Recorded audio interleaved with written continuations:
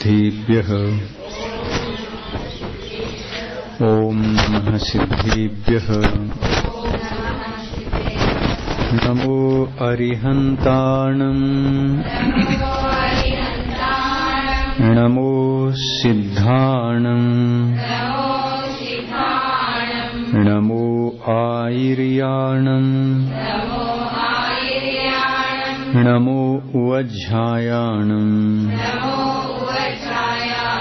नमो लोये सौवसाहूणं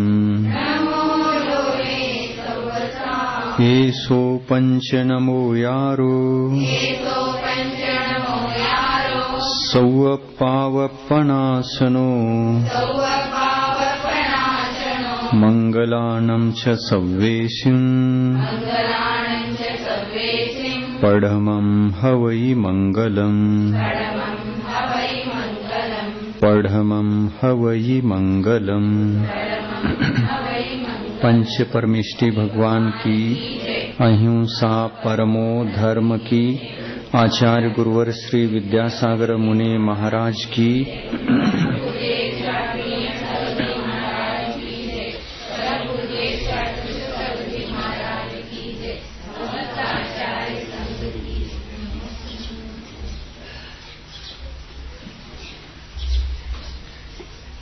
ಜನ್ಮ ಭೇದಗಳೊಂದಿಗೆ ಅವಸ್ಥಾ ಸ್ವಾಮಿತ್ವ ಹಾಗೂ ಗುಣಸ್ಥಾನ ಸಂದೃಷ್ಟಿ ಕ್ರಮಾಂಕ 10.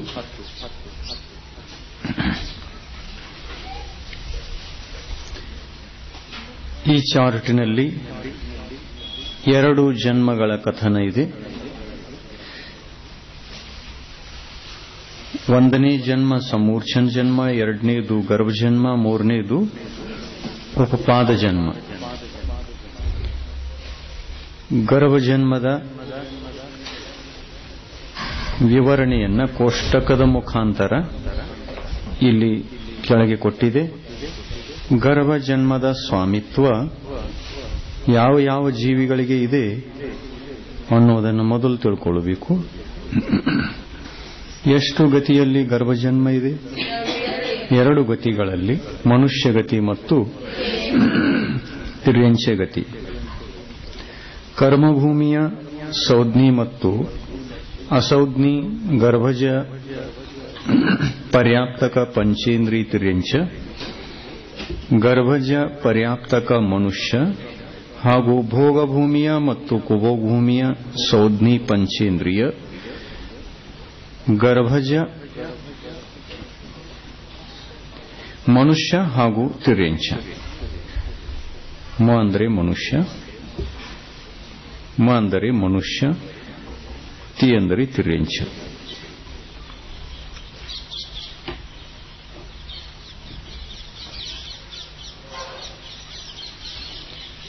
ಈ ವಿಷಯದಲ್ಲಿ ವಿಶೇಷ ಟಿಪ್ಪಣಿನೂ ಇದೆ. ತಿರ್ಯಂಚದ ಮುಂದೆ ಯಾವುದೋ ಒಂದು ಚಿಹ್ನೆ ಹಾಕಿದೆಯಲ್ಲ, ಏನಂತ ಹಾಕಿದೆ? ಚೌಕ್. ಅದರದ್ದು ವಿಶೇಷ ಇಲ್ಲಿ ಸೈಡ್ನಲ್ಲಿ ಕೊಟ್ಟಿದೆ ನೋಡಿ, ಚೌಕಟ್ಟಿನಲ್ಲಿ ವಿಶೇಷ ಅಂತ ಬರೆದಿದ್ದಾರಲ್ಲ, ಅದನ್ನು ಓದೋದು. ಭೋಗಭೂಮಿಯಲ್ಲಿ ಮತ್ತು ಕುಭೋಗಭೂಮಿಯಲ್ಲಿ ಅಸೌಜ್ಞಿ ಪಂಚೇಂದ್ರಿಯ ಗರ್ಭಜ ಪರ್ಯಾಪ್ತಕ ಅಪರ್ಯಾಪ್ತಕ ಹಾಗೂ ಸೌಜ್ಞಿ ಪಂಚೇಂದ್ರಿಯ ಸಮೂರ್ಛನ ಪರ್ಯಾಪ್ತಕ ಅಪರ್ಯಾಪ್ತಕ ತಿರ್ಯಂಚ ಮತ್ತು ಮನುಷ್ಯರ ಅಸ್ತಿತ್ವ ಇರುವುದಿಲ್ಲ. ಸಮೂರ್ಛನ ಜೀವಿಗಳ ಅಸ್ತಿತ್ವ ಇಲ್ಲ. ಭೋಗಭೂಮಿಯಲ್ಲಿ ಮತ್ತು ಕುಭೋಗಭೂಮಿಯಲ್ಲಿ ಅಸೌಜ್ಞಿ ಪಂಚೇಂದ್ರಿಯ ಗರ್ಭಜ ಪರ್ಯಾಪ್ತಕ ಅಪರ್ಯಾಪ್ತಕ ಹಾಗೂ ಸೌಜ್ಞಿ ಪಂಚೇಂದ್ರಿಯ ಸಮೂರ್ಛನ ಪರ್ಯಾಪ್ತಕ ಹಾಗೂ ಅಪರ್ಯಾಪ್ತಕ ತಿರ್ಯಂಚ ಮತ್ತು ಸೌಜ್ಞಿ ಮತ್ತು ಮನುಷ್ಯರ ಅಸ್ತಿತ್ವವೂ ಇರುವುದಿಲ್ಲ. ಸಮೂರ್ಛನ ಮನುಷ್ಯರ ಅಸ್ತಿತ್ವ ಇಲ್ಲ.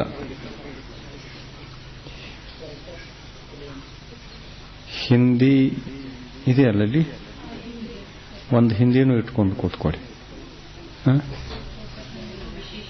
हाँ, क्या लिखा है?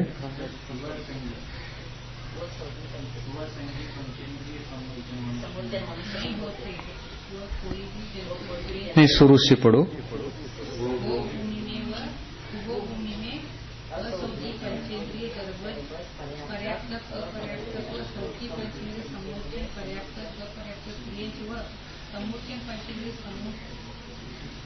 सौदी पंचेंद्रिय समूर्छन मनुष्य नहीं होते, वह कोई भी जलचर क्रियंच तथा विद्युत नहीं होते.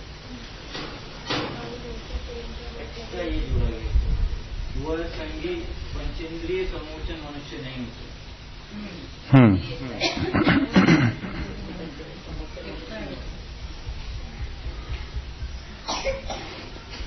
ಭೋಗಭೂಮಿ ಮತ್ತು ಕುಭೋಗಭೂಮಿಯಲ್ಲಿ ಅಸಂಜ್ಞೇಯ ಜೀವಿಗಳು ಇರುವುದೇ ಇಲ್ಲ. ಪರ್ಯಾಪ್ತಕ ಜೀವಿಗಳು ಇಲ್ಲ, ಅಪರ್ಯಾಪ್ತಕ ಜೀವಿಗಳು ಇಲ್ಲ, ಮತ್ತು ಸಮೂರ್ಛನ ಜೀವಿಗಳು ಕೂಡ ಇಲ್ಲ.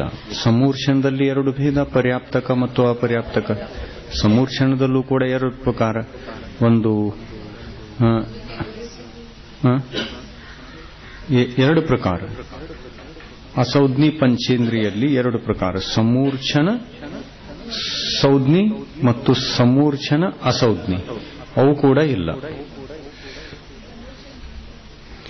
ಸಂಜ್ಞಿ ಪಂಚೇಂದ್ರಿಯ ಸಮೂರ್ಛನ ಪರ್ಯಾಪ್ತಕನೂ ಇಲ್ಲ, ಅಪರ್ಯಾಪ್ತಕನೂ ಇಲ್ಲ. ಆಮೇಲೆ ಮನುಷ್ಯರ, ಇದೇ ತರದ ಮನುಷ್ಯರ ಅಂದರೆ ಸಮೂರ್ಛನ ಮನುಷ್ಯರ ಅಸ್ತಿತ್ವವು ಕೂಡ ಇರುವುದಿಲ್ಲ. ಅಲ್ಲದೆ ಯಾವುದೇ ಪ್ರಕಾರದ ಜಲಚರ, ತಿರ್ಯಂಚ ಹಾಗೂ ವಿಕಲತ್ರಯ ಜೀವಿಗಳ ಅಸ್ತಿತ್ವವೂ ಇರುವುದಿಲ್ಲ. ಜಲಚರ ಜೀವಿಗಳ ಅಸ್ತಿತ್ವ ಇಲ್ಲ ಮತ್ತು ವಿಕಲತ್ರಯ ಜೀವಗಳ ಅಸ್ತಿತ್ವ ಇಲ್ಲ. ಇನ್ನು ಮ್ಲೇಚ್ಛ ಖಂಡಗಳಲ್ಲಿ ಸಂಜ್ಞಿ ಪಂಚೇಂದ್ರಿಯ ಸಮೂರ್ಛನ ಪರ್ಯಾಪ್ತಕ, ಅಪರ್ಯಾಪ್ತಕ, ತಿರ್ಯಂಚರು ಹಾಗೂ ಸಮೂರ್ಛನ ಅಪರ್ಯಾಪ್ತಕ ಮನುಷ್ಯರು ಮತ್ತು ವಿಕಲತ್ರಯ ಪರ್ಯಾಪ್ತಕ, ಅಪರ್ಯಾಪ್ತಕ, ತಿರ್ಯಂಚ ಜೀವಿಗಳು ಇರುವುದಿಲ್ಲ. ಮ್ಲೇಚ್ಛ ಖಂಡದಲ್ಲೂ ಕೂಡ ಅದೇ ಪ್ರಕಾರ ತಿಳ್ಕೊಳ್ಬೇಕು. ಭೋಗಭೂಮಿ, ಕುಭೋಗಭೂಮಿ, ಮ್ಲೇಚ್ಛ ಖಂಡ ಇವುಗಳಲ್ಲೆಲ್ಲ ಇರುವುದಿಲ್ಲ. ಆದರೆ ಸಂಜ್ಞಿ ಪಂಚೇಂದ್ರಿಯ ಗರ್ಭಜ ಪರ್ಯಾಪ್ತಕ ತಿರ್ಯಂಚ ಜೀವಗಳು ಹಾಗೂ ಸಂಜ್ಞಿ ಅಸಂಜ್ಞಿ ಗರ್ಭಜ ಪರ್ಯಾಪ್ತಕ ಜಲಚರ, ಥಲ್ಚರ, ನವಚರ, ತಿರ್ಯಂಚ ಜೀವಗಳು ಇರುತ್ತವೆ. ಎಲ್ಲಿ ಇರುತ್ತವೆ? ಮ್ಲೇಚ್ಛ ಖಂಡಗಳಲ್ಲಿ. ಪಂಚೇಂದ್ರಿಯ ಗರ್ಭಜ ಪರ್ಯಾಪ್ತಕ ತಿರ್ಯಂಚ ಜೀವಗಳು ಹಾಗೂ ಸಂಜ್ಞಿ ಅಸಂಜ್ಞಿ ಗರ್ಭಜ ಪರ್ಯಾಪ್ತಕ ಜಲಚರ, ಥಲ್ಚರ, ನವಚರ ಜೀವಿಗಳು ಇರುತ್ತವೆ. ಇದು ಕರ್ಮಭೂಮಿ. ಕರ್ಮಭೂಮಿ ಇದ್ದ ಕಾರಣ ಅವು ಇವೆ.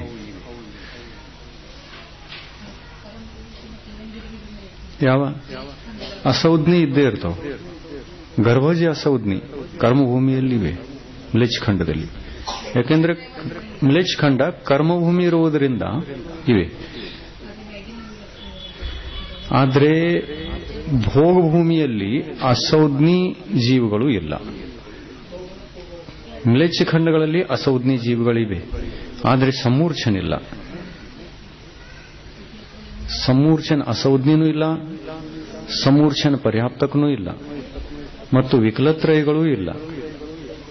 ಎಲ್ಲಿ? ಮ್ಲೇಚ್ಛ ಖಂಡಗಳಲ್ಲಿ.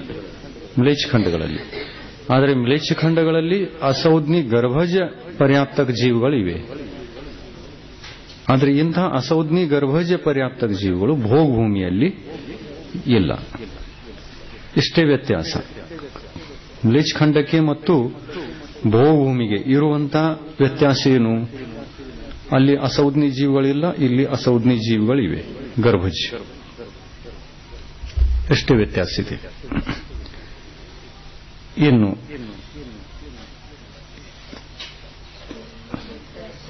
ಇನ್ನು ಎಲ್ಲಿತು? ಇರುವ ವ್ಯತ್ಯಾಸವೇನೆಂದರೆ ಇರುವ ವ್ಯತ್ಯಾಸವೇನೆಂದರೆ 850 ಮ್ಲೇಚ್ಛ ಖಂಡಗಳಲ್ಲಿಯ 5 ಭರತ ಕ್ಷೇತ್ರ ಮತ್ತು 5 ಐರಾವತ ಕ್ಷೇತ್ರ ಸಂಬಂಧಿ 50 ಮ್ಲೇಚ್ಛ ಖಂಡಗಳಲ್ಲಿ ಅಲ್ಲದೆ ಆ 10 ಕ್ಷೇತ್ರಗಳಲ್ಲಿರುವ ವಿಜಯಾರ್ಧ ಶ್ರೇಣಿಗಳಲ್ಲಿ ಯಾವಾಗಲೂ ಒಂದು ದುಷ್ಮ ಸುಷ್ಮ ಕಾಲದ ಪರಿವರ್ತನೆಯು ಇರುವುದರಿಂದ ಅಲ್ಲಿಯ ಮನುಷ್ಯನಿ ತಿರ್ಯಂಚನಿ ಹಾಗೂ ಗಿಡ ಮರ ಪರ್ವತ ಮೊದಲಾದವುಗಳ ಅವಗಾಹನೆಯಲ್ಲಿ ಉತ್ಸರ್ಪಿಣಿಯ ಅನುಸಾರ ಏರಿಳಿತವು ಇರುತ್ತದೆ. ಏರಿಳಿತ ಒಂದು ಕಾಲದ ಏರಿಳಿತ ಅಂದರೆ ಚತುರ್ಥ ಕಾಲ, ಉತ್ಸರ್ಪಣೆಯ 3ನೇ ಕಾಲ, ಅವಸರ್ಪಣೆಯ 4ನೇ ಕಾಲ. ಇದರಲ್ಲಿ ಈ ಭರತ ಕ್ಷೇತ್ರದಲ್ಲಿ ಅಂದ್ರೆ ಆರಿಖಂಡದಲ್ಲಿ ಯಾವ ತರ 500 ಧನುಷ್ಯದಿಂದ ಹಿಡ್ಕೊಂಡು 1 ಮೊಳ ತನಕ ಮನುಷ್ಯರ ಎತ್ತರತೆ ಕಮ್ಮಿ ಆಗ್ತಾ ಆಗ್ತಾ ಬರ್ತದೆ. ಅದೇ ತರ ಮ್ಲೇಚ್ಛ ಖಂಡಗಳಲ್ಲೂ ಕೂಡ 500 ಧನುಷ್ಯದಿಂದ ಹಿಡ್ಕೊಂಡು 1 ಮೊಳದವರೆಗೆ ಎತ್ತರತೆ ಕಮ್ಮಿ ಆಗ್ತಾ ಬರ್ತದೆ. ಮತ್ತು ಉತ್ಸರ್ಪಣೆಯಲ್ಲಿ 1 ಮೊಳದಿಂದ 1 ಮೊಳದವರೆಗೆ ಅಲ್ಲ 7 ಮೊಳದವರೆಗೆ ಕಡಿಮೆ ಆಗ್ತಾ ಬರ್ತದೆ. ಇನ್ನು ಉತ್ಸರ್ಪಿಣಿ ಕಾಲ ಬಂದು 3ನೇ ಕಾಲ ಬಂದಾಗ ಉತ್ಸರ್ಪಣೆಯ 3ನೇ ಕಾಲ ಬರುವ ತನಕ 7 ಮೊಳದ ಮನುಷ್ಯರು ಅಲ್ಲಿರ್ತಾರೆ, ಅದಕ್ಕಿಂತ ಕಮ್ಮಿ ಆಗೋಲ್ಲ. 500 ಧನುಷ್ಯಕ್ಕಿಂತ ಹೆಚ್ಚಾಗೋಲ್ಲ ಮತ್ತು 7 ಮೊಳಕ್ಕಿಂತ ಕಡಿಮೆ ಆಗುವುದಿಲ್ಲ. ನಿಸರ್ಗ ನಿಯಮ. ಯಾಕಂದ್ರೆ ಭರತ ಚಕ್ರವರ್ತಿ ಹೋಗ್ತಾನಲ್ಲ ದಿಗ್ವಿಜಯ ಮಾಡಲಿಕ್ಕೆ, ಆವಾಗ ಯಾವ ಕಾಲದಲ್ಲಿ ಹೋಗ್ತಾನೋ ಆ ಕಾಲದಲ್ಲಿ ಮ್ಲೇಚ್ಛ ಖಂಡಗಳಲ್ಲಿಯೂ ಕೂಡ ಅಷ್ಟೇ ಅವನ ಎತ್ತರಳತೆಯ ಮನುಷ್ಯರು ಅಲ್ಲಿದ್ದಿರ್ತಾರೆ. ಅವಸರ್ಪಣೆಯಲ್ಲಿ ಹೋದ ಅಂತಂದ್ರೆ ಇಲ್ಲಿರತಕ್ಕಂಥ ಮನುಷ್ಯರಷ್ಟೇ ಅಲ್ಲಿ ಮನುಷ್ಯರು ಸಿಗೋದು. ಉತ್ಸರ್ಪಣೆಯಲ್ಲಿ ಹೋದ ಅಂತಂದ್ರೆ ಇಲ್ಲಿರತಕ್ಕಂತಹ ಮನುಷ್ಯರ ಅಳತೆಯಿಂದ ಅಲ್ಲಿ ಮನುಷ್ಯರು ಸಿಗ್ತಾರೆ.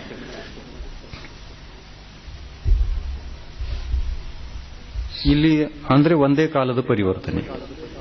ಚತುರ್ಥ ಕಾಲ, ಆ ಕಡೆಗೆ ತೃತೀಯ ಕಾಲ. ಪಂಚಮ ಕಾಲದ ಮನುಷ್ಯರು ಮ್ಲೇಚ್ಛ ಖಂಡಗಳಲ್ಲಿ ಹೋಗುವುದಿಲ್ಲ. ಚತುರ್ಥ ಕಾಲದ ಮನುಷ್ಯರಲ್ಲಿ ಒಬ್ಬ ಚಕ್ರವರ್ತಿ ದಿಗ್ವಿಜಯಕ್ಕಾಗಿ ಹೋಗ್ತಾನೆ. ಆಮೇಲೆ ಅಲ್ಲಿ 6 ಕಾಲದ ಪರಿವರ್ತನೆ ಇರ್ತಿತ್ತು ಅಂತಂದ್ರೆ ಅಲ್ಲೂ ಆಮೇಲೆ ಭೋಗಭೂಮಿ ಇರಬೇಕು, ಉತ್ತಮ ಭೋಗಭೂಮಿ, ಮಧ್ಯಮ ಭೋಗಭೂಮಿ, ಜಗವನ ಭೂಮಿ ಇರಬೇಕಾಗ್ತಿತ್ತು. ಆಮೇಲೆ ಪಂಚಮ ಕಾಲನೂ ಇರಬೇಕಾಗ್ತಿತ್ತು. ಆಮೇಲೆ ಆರಿಖಂಡದಲ್ಲಿ ಮತ್ತು ಮ್ಲೇಚ್ಛ ಖಂಡದಲ್ಲಿ ವ್ಯತ್ಯಾಸ ಉಳಿಲಾಗ್ತಿತ್ತು.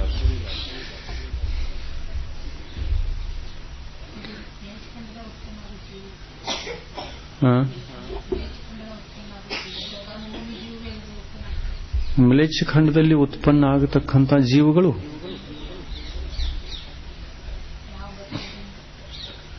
ಅಲ್ಲಿಂದ ಇಲ್ಲಿ ಬರಬಹುದು, ಇಲ್ಲಿಂದ ಅಲ್ಲಿ ಹೋಗಬಹುದು.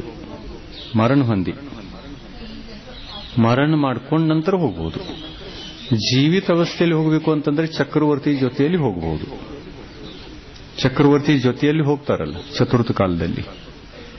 ದಿಗ್ವಿಜಯಕ್ಕೆ ಹೋಗುವಾಗ ಚಕ್ರವರ್ತಿ ಇಲ್ಲಿಂದ ತನ್ನ ಸೇನಾ ತಗೊಂಡು ಹೋಗ್ತಾನೆ, ಸೈನ್ಯ. ಅಲ್ಲಿಂದ ಇಲ್ಲಿ ಹುಟ್ಟಬಹುದು, ಇಲ್ಲಿಂದ ಅಲ್ಲಿಯೂ ಹುಟ್ಟಬಹುದು. ಪರಿಣಾಮ ಅಂತಂದ್ರೆ ಮನುಷ್ಯ ಯಾವ ತರ ತನ್ನ ಒಂದು ಪ್ರವೃತ್ತಿಯಿಂದ ಯಾವ ಸಂಸ್ಕಾರವನ್ನು ಹಾಕೊಂಡಿರ್ತಾನೆ, ಜೀವನದ ಆದಿಯಿಂದ ಅಂತ್ಯದವರೆಗೆ ಯಾವ ಒಂದು ಪರಿಣಾಮಗಳ ಸಂಸ್ಕಾರ ಬೀಳುತ್ತದೆ, ಆ ಆಧಾರದಿಂದ ಇಲ್ಲಿಂದ ಅಲ್ಲಿ, ಅಲ್ಲಿಂದ ಇಲ್ಲಿ ಹೋಗಬಹುದು.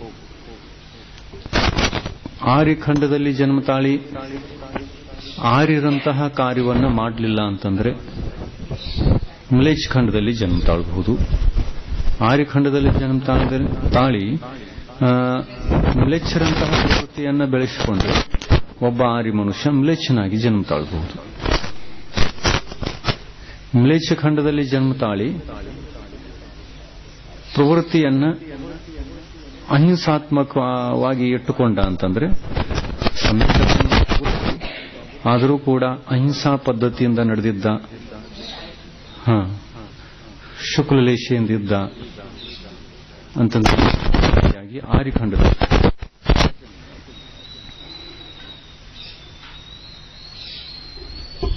ಇನ್ನು ಎಲ್ಲಿ ಬತ್ತು ಔತ್ಸರ್ಪಿಣಿ ಉತ್ಸರ್ಪಿಣಿಯ ಅನುಸಾರ ಏರಿಳಿತವೂ ಇರುತ್ತದೆ. ಮ್ಲೇಚ್ಛ ಖಂಡದಲ್ಲಿ ಸಂಹನನಗಳು 6 ಎಲ್ಲ ಇರುತ್ತವೆ. ಎಲ್ಲಿ ಮ್ಲೇಚ್ಛ ಖಂಡದಲ್ಲಿರತಕ್ಕಂತಹ ಮನುಷ್ಯ ಮತ್ತು ತಿರ್ಯಂಚ್ಯ ಜೀವಗಳಿಗೆ 6 ಸಹನನಗಳು ಯಾವಾಗಲೂ. ಯಾಕೆಂತಂದ್ರೆ ಚತುರ್ಥ ಕಾಲದಂತಹ ಕಾಲ ಯಾವಾಗಲೂ ಇರ್ತದೆ ಅಲ್ಲಲ್ಲಿ. ಎಂತಾಯ್ತು ಆಯ್ತಲ್ಲ. ಔತ್ಸರ್ಪಿಣಿದೊಳಗೆ ಚತುರ್ಥ ಕಾಲ, ಉತ್ಸರ್ಪಿಣಿದೊಳಗೆ 3ನೇ ಕಾಲ ಅಂತಂದ್ರೆ ಅದು ಚತುರ್ಥ ಕಾಲ. ಇಲ್ಲಿ ಉತ್ಸರ್ಪಿಣಿ 3ನೇ ಕಾಲದಲ್ಲಿ ತೀರ್ಥಂಕರ ಜಮ್ತಾಳ್ತಾರೆ. ಪಂಚಮ ಕಾಲದ ಅಸ್ತಿತ್ವಲ್ಲೂ ಇಲ್ಲ. ಅನ್ಯ ಕಾಲಗಳಿಲ್ಲ. ಉಪಯೋಗ ಏನಿಲ್ಲ. ಅಲ್ಲಿ ಉಪಯೋಗ ಏನೂ ಇಲ್ಲ. ಆ ಸಂಹನನದ ಉಪಯೋಗ ಏನ್ ಮಾಡ್ಕೊಳ್ಳೋರು ಅವರು? ಧರ್ಮದ ಅಸ್ತಿತ್ವ ಇಲ್ಲ ಅಂದಮೇಲೆ ಸಂಹನನ ಉಪಯೋಗ ಏನು? ಹಲ್ಲು ಸಿಕ್ಕಿದವ ಅಂದಮೇಲೆ ಕಡಲಿ ಸಿಗಲಿಲ್ಲ ಅಂದ್ರೆ ಉಪಯೋಗ ಏನದು? ಹಲ್ಲು ಸಿಕ್ಕಿದ್ರೆ ಕಡಲಿ ಸಿಗಬೇಕು. ಹಲ್ಲು ಸಿಕ್ಕಾಗ ಕಡಲಿ ಸಿಕ್ಕರೆ ಉಪಯೋಗ ಆಗ್ತೈತಿ ಅದರದ್ದು.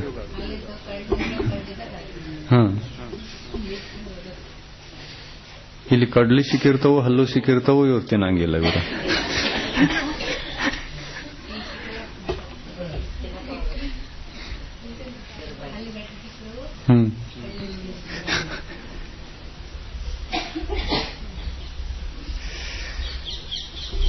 ಆದರೆ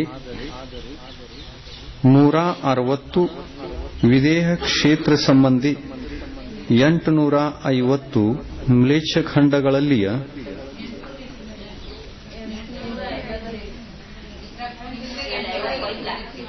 160ಕ್ಕೆ 5 ಗುಣಾಕಾರ ಮಾಡಿತು. 5 6 30 800 ಆಗ್ತದೆ. 800 ಮ್ಲೇಚ್ಛ ಖಂಡಗಳಲ್ಲಿಯೇ ಈ ರೀತಿಯ ಏರಿಳಿತ ರೂಪ ಕಾಲದ ಪರಿವರ್ತನೆಯು ಇರದೆ ಅಲ್ಲಿಯ ಮನುಷ್ಯ ತಿರ್ಯಂಚ್ಯ ಮೊದಲಾದವುಗಳ ಅವಗಾಹನೆಯು ಯಾವಾಗಲೂ ಸ್ಥಿರವಾಗಿ ಇರುತ್ತದೆ. 800 ಆಗಬೇಕದು. ಸ್ವಲ್ಪ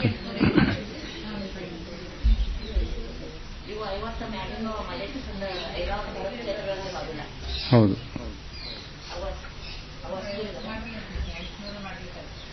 800 ಆಗಬೇಕು.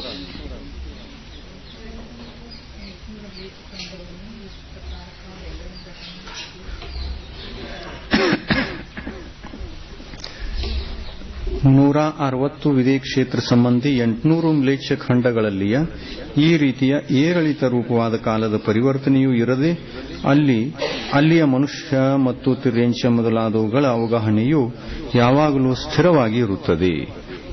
ಭರತ ಐರಾವತ ಸಂಬಂಧಿ ಎಷ್ಟು? 50 ಮ್ಲೇಚ್ಛ ಖಂಡಗಳಲ್ಲಿ ಏರಿಳಿತಿದೆ. ಕಾಲದ ಪ್ರಾರಂಭದಲ್ಲಿ 500 ಧನುಷ್ಯ, ಚತುರ್ಥ ಕಾಲದ ಅಂತ್ಯದಲ್ಲಿ 7 ಮೊಳ. ಆಮೇಲೆ ಉತ್ಸರ್ಪಣಿಯಲ್ಲಿ ಕಾಲದ ಪ್ರಾರಂಭದಲ್ಲಿ 3ನೇ ಕಾಲದ ಪ್ರಾರಂಭದಲ್ಲಿ 7 ಮೊಳ ಮತ್ತು ಕಾಲದ ಅಂತ್ಯದಲ್ಲಿ 500 ಧನುಷ್ಯ. 500 ಧನುಷ್ಯಕ್ಕಿಂತ ಹೆಚ್ಚಾಗಲ್ಲ ಅಲ್ಲಿ. ಆಮೇಲೆ ಆ ಒಂದು ಎತ್ತರಳತೆ ಮನುಷ್ಯರದ್ದು ಉತ್ಸರ್ಪಣೆಯ ತೃತೀಯ ಕಾಲ ಮುಗಿದ ನಂತರ 500 ಧನುಷ್ಯ ಬೆಳೆದು ಅದು ತಟಸ್ಥಿರ್ತದೆ. ಎಷ್ಟು ಕಾಲದವರೆಗೆ? 18 ಕೋಟಿ ಸಾಗರೋಪಮದವರೆಗೆ. ಎಷ್ಟು ಭೂಮಿ ಕಾಲಗಳು ಕಳೆಯಬೇಕು? ಉತ್ಸರ್ಪಿಣಿಯ 3 ಭೋಗಭೂಮಿಯ ಕಾಲಗಳು ಮತ್ತು ಔಸರ್ಪಿಣಿಯ 3 ಕಾಲಗಳು ಕಳೀಬೇಕು. ಉತ್ತಮ ಭೋಗಭೂಮಿ, ಮಧ್ಯಮ ಭೋಗಭೂಮಿ, ಜಗನಿ ಭೋಗಭೂಮಿ ಅಂತಿದವಲ್ಲ. ಮೊದಲು ಜಗನಿ ಕಳೀಬೇಕು, ಮಧ್ಯಮ ಕಳೀಬೇಕು, ಉತ್ತಮ ಕಳೀಬೇಕು, ಆಮೇಲೆ ಮತ್ತೊಂದು ಉತ್ತಮ, ಮಧ್ಯಮ, ಜಗನ್ಯ. 6 ಕಾಲಗಳು ಕಳೆಯುವ ತನಕ 500 ಧನುಷ್ಯ ತಟಸ್ಥಾಗಿ ಉಳಿತದೆ. ಆ ಎತ್ತರಳತೆ 50 ಮ್ಲೇಚ್ಛ ಖಂಡಗಳಲ್ಲಿ, ಭರತ ಕ್ಷೇತ್ರ ಮತ್ತು ಐರಾವತ ಕ್ಷೇತ್ರಗಳಲ್ಲಿ ತಟಸ್ಥಾಗಿ ಉಳಿತದೆ.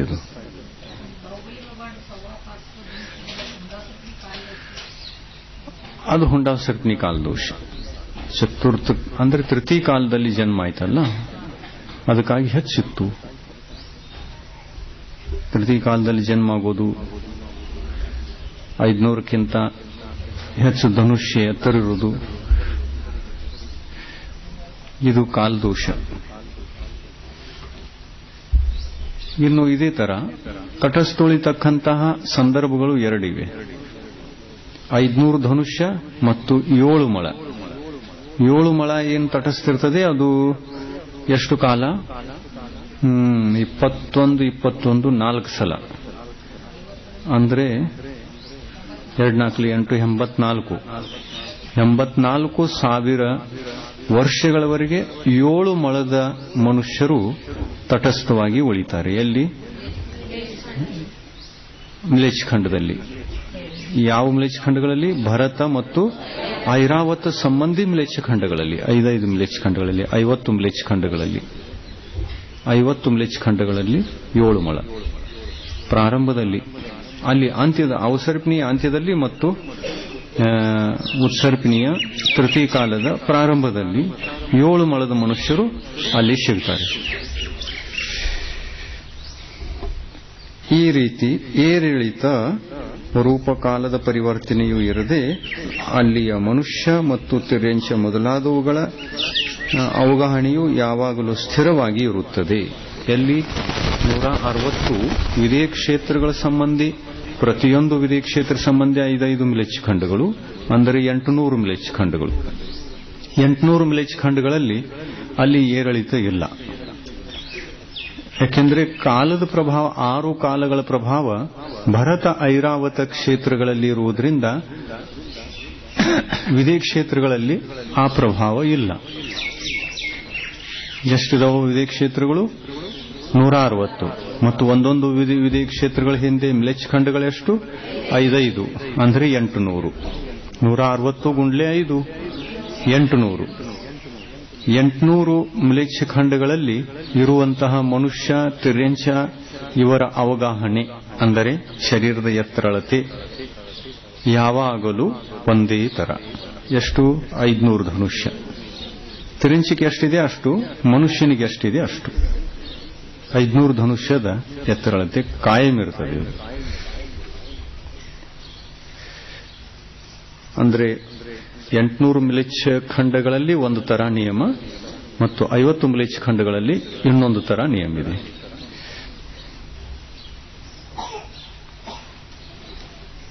ಉಳಿದ ವಿಷಯಗಳಲ್ಲಿ ಅಂದರೆ ಎಂಥ ಜೀವಗಳು ಇರುತ್ತವೆ ಇಲ್ಲ ಎಂಬ ಮೇಲೆ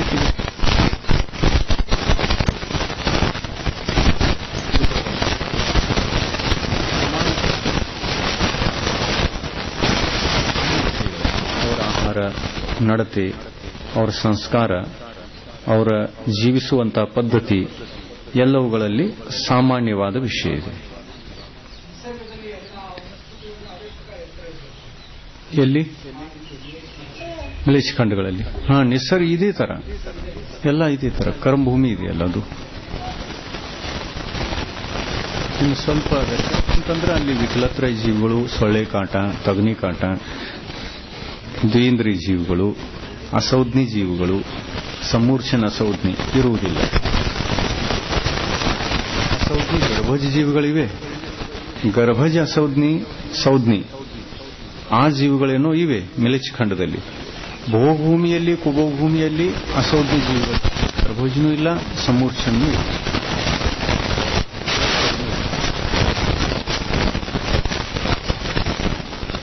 ಇದೇ ವ್ಯತ್ಯಾಸ.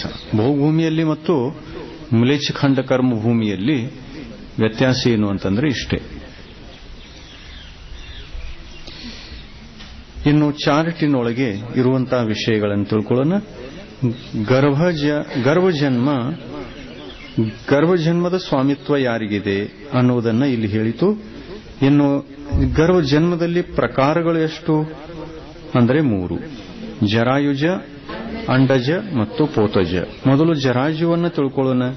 ಜರಾಯುಜದ ಸ್ವಾಮಿತ್ವ ಎಷ್ಟು ಗತಿಯ ಜೀವಿಗಳಿಗಿದೆ? 2 ಗತಿಯ ಜೀವಿಗಳಿಗಿದೆ, ಮನುಷ್ಯಗತಿ ಮತ್ತು ತಿರ್ಯಂಶಗತಿ. ಮನುಷ್ಯಗತಿಯಲ್ಲಿ ಎಷ್ಟು ರೀತಿಯಾದ ಮನುಷ್ಯರು ಇರುತ್ತಾರೆ?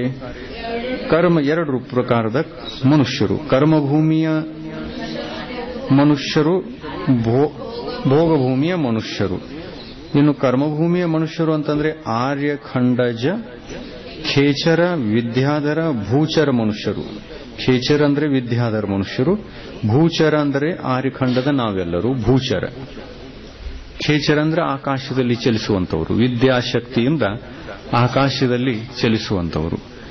ವಿದ್ಯಾಸಿದ್ಧ ಮಾಡಿಕೊಳ್ಳುವುದೇ ಅವರ ವ್ಯವಸಾಯ. ಅವರಿಗೆ ಬಹಳ ಶೀಘ್ರವಾಗಿ ವಿದ್ಯೆಗಳು ಪ್ರಾಪ್ತ ಆಗ್ತವೆ. ಮತ್ತು ವಿದ್ಯಾಧರ ಶ್ರೇಣಿಗಳಲ್ಲಿ ಯಾವಾಗಲೂ ಯಾವ ಕಾಲ ಇರ್ತದೆ? ಮ್ಲೇಚ್ಛಖಂಡದಲ್ಲಿ ಹೇಳಿರುವಂತೆ ಅಲ್ಲಿ ಕೂಡ ಚತುರ್ಥ ಕಾಲದ ಆದಿಯಿಂದ ಹಿಡ್ಕೊಂಡು ಅಂತ್ಯದವರೆಗಿನ ವಾತಾವರಣ ಅಲ್ಲಿ ಇರ್ತದೆ. ಅವಸರ್ಪಣೆಯಲ್ಲಿ ಮತ್ತು ಉತ್ಸರ್ಪಣೆಯ ತೃತೀಯ ಕಾಲದಲ್ಲಿ ಒಂದೇ ಕಾಲದ ಪರಿವರ್ತನೆ. ಮ್ಲೇಚ್ಛಖಂಡಗಳಲ್ಲಿ ಮತ್ತು ವಿಜಯಾರ್ಧಗಳಲ್ಲಿ ಒಂದೇ ಕಾಲ. ಅಂದ್ರೆ ಎಲ್ಲಿ 50 ಮ್ಲೇಚ್ಛಖಂಡಗಳಲ್ಲಿ ಹೇಳಿರುವಂತೆ 50 ವಿಜಯಾರ್ಧಗಳಲ್ಲಿ ಒಂದೊಂದು ಭರತ ಕ್ಷೇತ್ರ ಮತ್ತು ಒಂದೊಂದು ಐರಾವತ ಕ್ಷೇತ್ರದ ಅಪೇಕ್ಷೆಯಿಂದ ವಿಜಯಾರ್ಧ ಪರ್ವತಗಳು ಎಷ್ಟು ಭರತ ಕ್ಷೇತ್ರಗಳು ಅಷ್ಟೇ ವಿಜಯಾರ್ಧ, ಎಷ್ಟು ಐರಾವತಗಳು ಅಷ್ಟೇ ವಿಜಯಾರ್ಧಗಳು. ಒಂದೊಂದು ವಿಜಯಾರ್ಧ ಎಲ್ಲದರಲ್ಲಿ ಅಂದ್ರೆ 10 ವಿಜಯಾರ್ಧ ಪರ್ವತಗಳಿವೆ. ಎಲ್ಲಿ?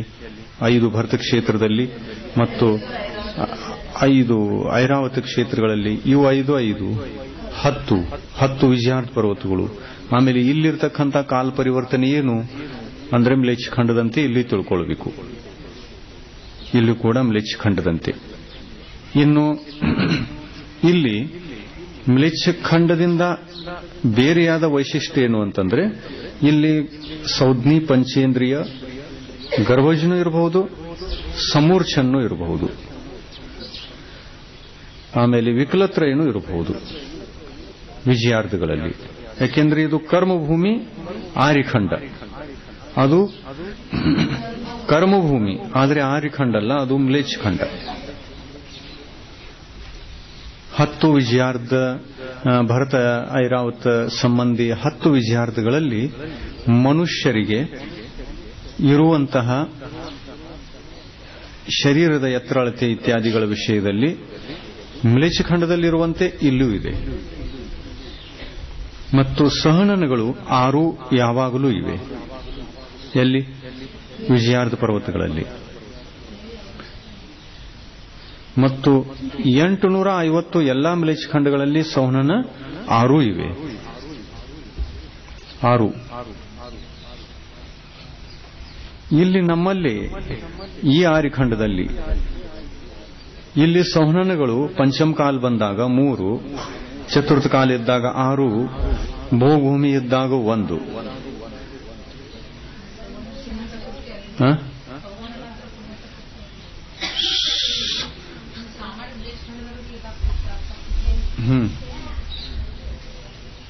ಸಂಹನನ 1 ಎಲ್ಲಿ? ಬಹುಭೂಮಿಯಲ್ಲಿ. ಚತುರ್ಥ ಕಾಲ ಬಂದಾಗ 6 ಸಹನನಗಳು ಇಲ್ಲಿ ನಮ್ಮಲ್ಲಿ. ಪಂಚಮ ಕಾಲ ಬಂದಾಗ 3 ಸಹನನಗಳು. 6ನೇ ಕಾಲ ಬಂದಾಗ ಎಷ್ಟು?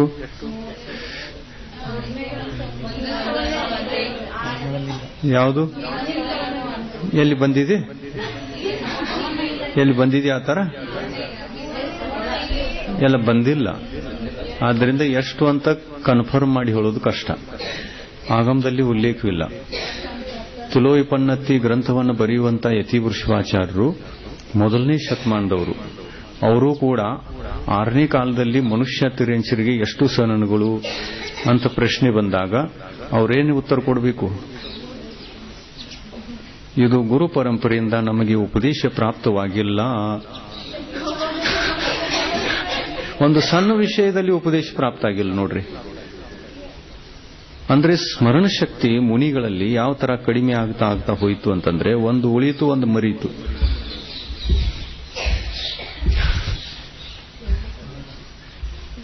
ಏನ್ ಬರೀತಾರೆ ನೋಡ್ರಿ, 6ನೇ ಕಾಲದಲ್ಲಿ ಎಷ್ಟು ಸನನಗಳು ಅಂತಂದ್ರೆ ಗುರು ಪರಂಪರೆಯಿಂದ ಉಪದೇಶವು ಪ್ರಾಪ್ತವಿಲ್ಲ ಅಂತಂದು ಮುಂದುವರೆದ್ರು. ತುಲೋಪನ್ನತಿಯಲ್ಲಿ 1ನೇ ಶತಮಾನದಲ್ಲಿ ಗೊತ್ತಿರಲಿಲ್ಲ. 2000 ವರ್ಷದ ಹಿಂದಿನ ಮಾತು. ಸವನನದ ವಿಷಯ ಗೊತ್ತಿರಲಿಲ್ಲ ಅಂತಂದ್ರೆ ಈಗ ಹೆಂಗೆ ಹೇಳೋಣ? ನಾವು ಒಂದು 6ನೇದು ಒಂದು ಸವನನ ಅಂತ ಹೇಳೋಣ? ಆ ತರ ಹೇಳೋದು ತಪ್ಪಾಗ್ತದೆ. ಆಗಮದಲ್ಲಿ ಸಿಗ್ತಾ ಇಲ್ಲ ಅಂದಮೇಲೆ ಹೇಳೋದು ಹೇಗೆ ಅದನ್ನ?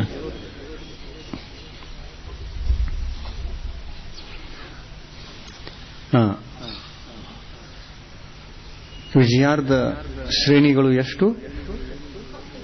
ಭರತ ಐರಾವತ ಸಂಬಂಧಿ 10. ಇನ್ನು ಈ 10 ಕ್ಷೇತ್ರಗಳಲ್ಲಿ ಒಂದೇ ಕಾಲ, ಚತುರ್ಥ ಕಾಲದಂತಹ ಒಂದೇ ಕಾಲ. ಇನ್ನು ಇದರಲ್ಲಿ ಎತ್ತರಳತೆ 500 ಧನುಷ್ಯದಿಂದ ಹಿಡ್ಕೊಂಡು 7 ಮೊಳದವರೆಗೆ ಬರ್ತದೆ. ಆದರೆ ನಮ್ಮಲ್ಲಿ 6000 ಧನುಷ್ಯದಿಂದ ಹಿಡ್ಕೊಂಡು 1 ಮೊಳದವರೆಗೆ ಬರ್ತದೆ ಈ ಭೂಮಿಯ ಮೇಲೆ. ಅಲ್ಲಿ 500 ಧನುಷ್ಯದಿಂದ ಹಿಡ್ಕೊಂಡು ಹೆಚ್ಚಂದ್ರೆ 7 ಮೊಳ ತನಕ, ಆಮೇಲೆ 7 ಮೊಳದಿಂದ ಹಿಡ್ಕೊಂಡು 500 ಧನುಷ್ಯ ತನಕ ಉತ್ಸರ್ಪಿಣಿ ತೃತೀಯ ಕಾಲದಲ್ಲಿ. ಈ ತರದ ಪರಿವರ್ತನೆ ಇಲ್ಲಿದೆ. ಆದರೆ 160 ವಿದೇ ಕ್ಷೇತ್ರ ಸಂಬಂಧಿ ಯಾವ ವಿಜಯಾರ್ಧ ಪರ್ವತಗಳಿವೆ ಅಲ್ಲಿರ್ತಕ್ಕಂಥ ಮನುಷ್ಯರಿಗೆ ಯಾವಾಗಲೂ ಒಂದೇ ಅವಗಾಹನೆ, 500 ಧನುಷ್ಯ.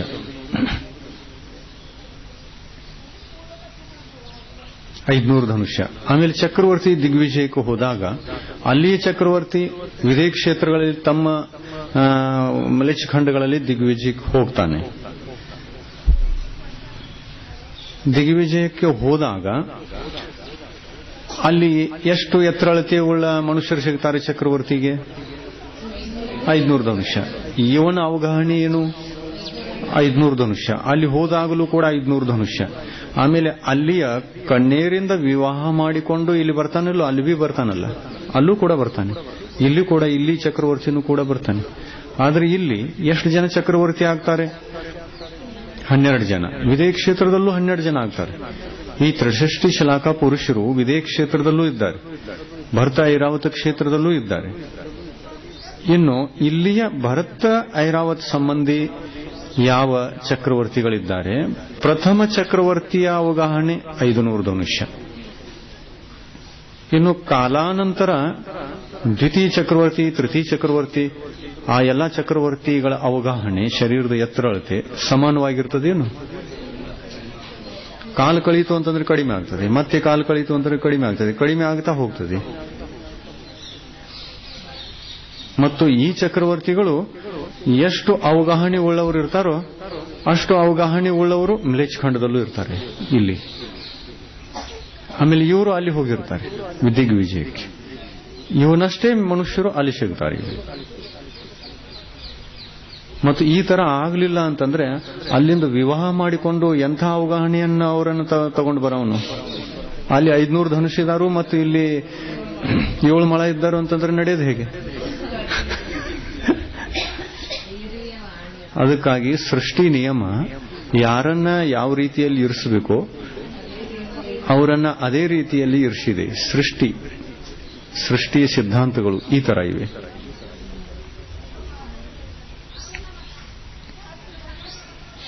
ಇನ್ನು ಎಲ್ಲಿ ಮತ್ತು ವಿದೇ ಕ್ಷೇತ್ರದ ಚಕ್ರವರ್ತಿ ದಿಗ್ವಿಜಯಕ್ಕೆ ಹೋದ ಅಂತಂದ್ರೆ 500 ಧನುಷ್ಯದ ಮನುಷ್ಯರು ಸಿಗ್ತಾರಲ್ಲಿ. ಇಲ್ಲಿ ಬೇರೆ ಬೇರೆಯಾಗಿ ಸಿಗಬಹುದು, ಆದರೆ ಅಲ್ಲಿ ಬೇರೆ ಬೇರೆಯಾಗಿ ಸಿಗುವುದು ಸಾಧ್ಯ ಇಲ್ಲ.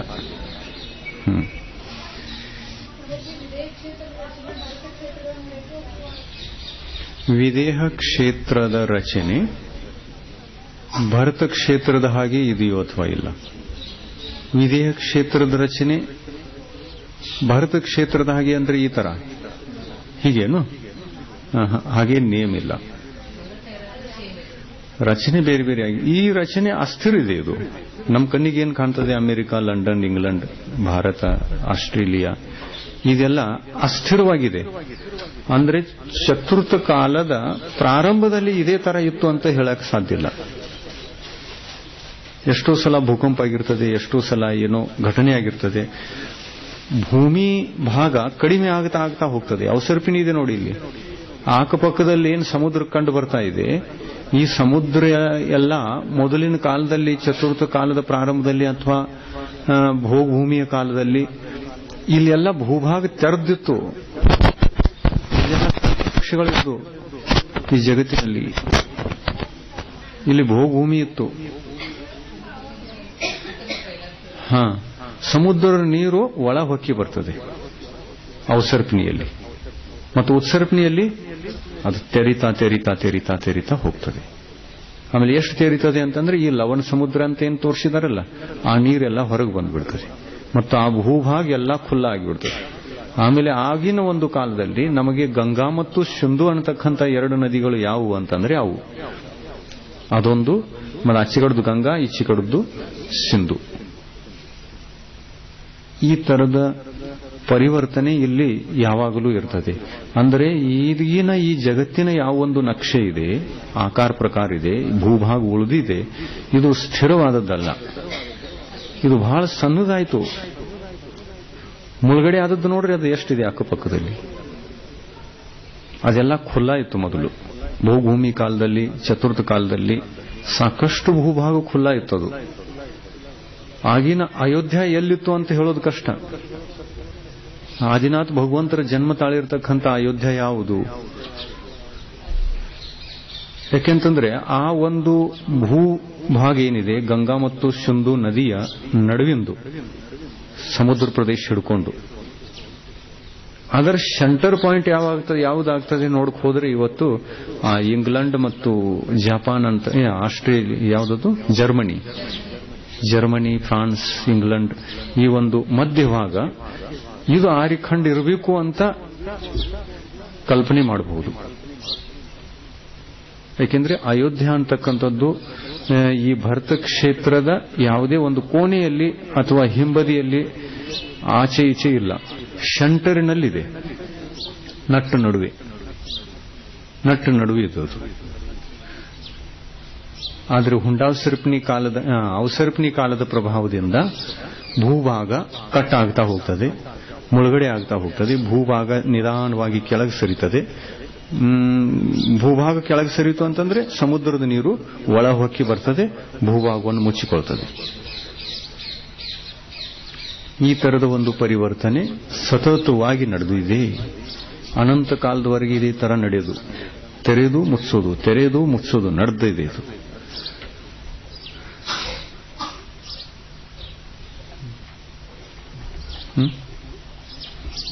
ಮನುಷ್ಯರಲ್ಲಿ ಎರಡು ಭೇದ: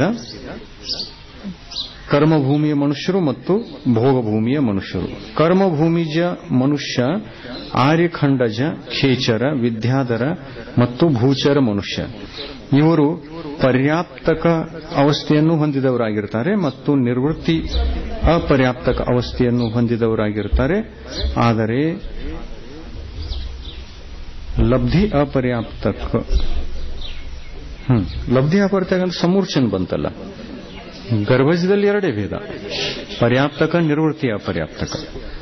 ಇನ್ನು ಸಮೂರ್ಛನ್ ಮನುಷ್ಯರ ಕಥನ ಇಲ್ಲಿ 2 ಲೈನ್ನಲ್ಲಿ ಮಾಡಿತ್ತಲ್ಲ, ಅಷ್ಟರಲ್ಲಿ ಮುಗಿದಿತ್ತದು. ಎ ಚಾರ್ಟ್ನಲ್ಲಿ ಮನುಷ್ಯರ ಕಾಲಮ್ ಸಂದೃಷ್ಟಿ 10A. ಗರ್ಭಜ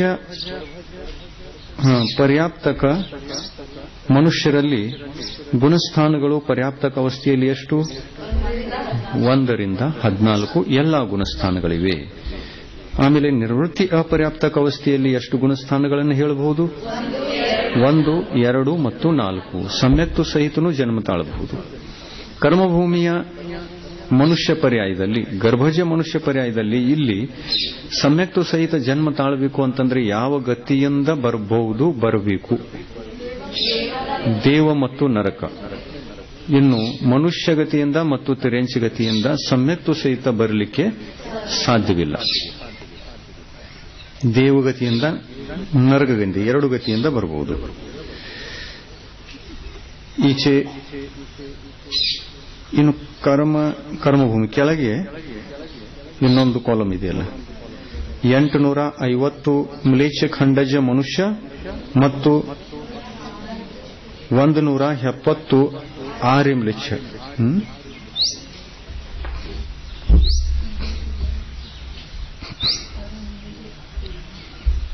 850 ಮ್ಲೇಚ್ಛ ಖಂಡಜ ಮನುಷ್ಯ ಮತ್ತು 170 ಆರ್ಯ ಮ್ಲೇಚ್ಛ. ಮ್ಲೇಚ್ಛರು ಎರಡು ಪ್ರಕಾರದವರು. 850 ಮ್ಲೇಚ್ಛ ಖಂಡಗಳು ಅವು ಸ್ಪೆಷಲ್ ಮ್ಲೇಚ್ಛ ಖಂಡಗಳು. ಆದರೆ ಆರ್ಯ ಖಂಡದಲ್ಲೂ ಕೂಡ ಏನು ಮನುಷ್ಯರ ಜನ್ಮ ತಾಳಿ ಮ್ಲೇಚ್ಛರಂತ ಇರ್ತಾರಲ್ಲ, ಆದಿವಾಸಿ ಜಾತಿ ಎಲ್ಲ ಹೇಳಿತಲ್ಲ, ಅವರು ಆರ್ಯ ಖಂಡಜ ಮ್ಲೇಚ್ಛರು. ವಿದೇಹ ಕ್ಷೇತ್ರದಲ್ಲೂ ಇರ್ತಾರಲ್ಲ, ಇರ್ಲಿಕ್ಕೇನಡ್ಡಿ. ಧರ್ಮರಹಿತ ಅಲ್ಲಿಯೂ ಇರ್ತಾರೆ, ಎಲ್ಲಾ ಕಡೆ ಇದ್ದಾರೆ ಇವರು. 170 ಆರ್ಯ ಮ್ಲೇಚ್ಛ, ಅದಕ್ಕೆ ಹೇಳಿದ್ದಾರೆ ಇಲ್ಲಿ 170 ಆರ್ಯ ಖಂಡಗಳಿವೆ.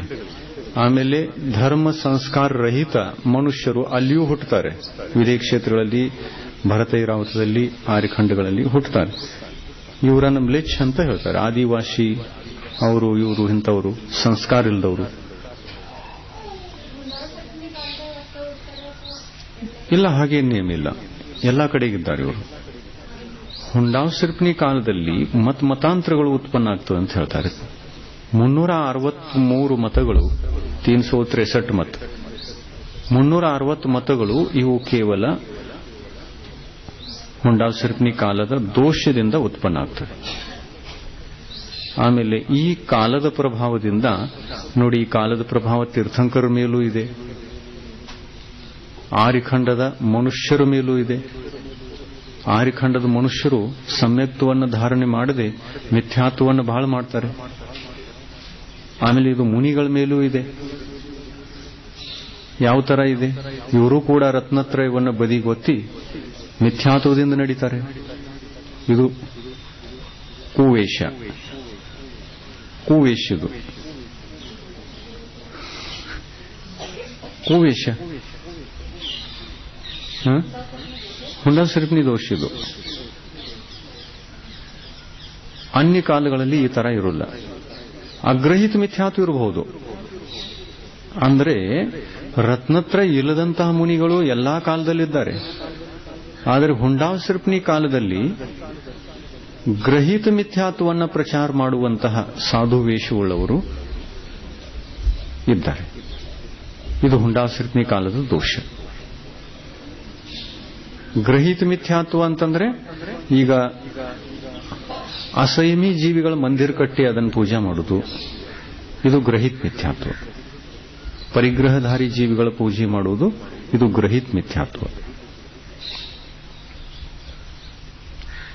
ಜೈನ್ ಧರ್ಮದಲ್ಲಿ ಅಸಂಜದಂ ನ ಒಂದೇ. ಮುನಿ ಅಸಂಯಮಿಯಾಗಿದ್ದರೂ ಅಂಥ ದಿಗಂಬರ್ ಮುನಿಗೆ ಪೂಜೆ ಇಲ್ಲ ಅಂದ ಮೇಲೆ ಸಾಕ್ಷಾತ್ ಪರಿಗ್ರಹಧಾರಿ ಜೀವ ಯಾವುದು ಪೂಜೆ ಇದೆ?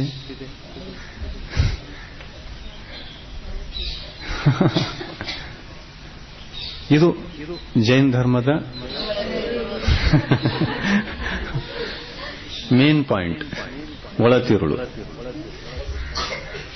ತೀರ್ಥಂಕರ ಏನ್ ಹೇಳಿದ್ರು? ತೀರ್ಥಂಕರರಾಗಿರುವಾಗ ವಸ್ತ್ರಧಾರಿಗಳಿದ್ದರೆ ಅವರು ಕೂಡ ಪೂಜನೀಯರಲ್ಲ ಅನ್ನುವಂಥದ್ದನ್ನು ತೀರ್ಥಂಕರೇ ಹೇಳಿದರಲ್ಲ.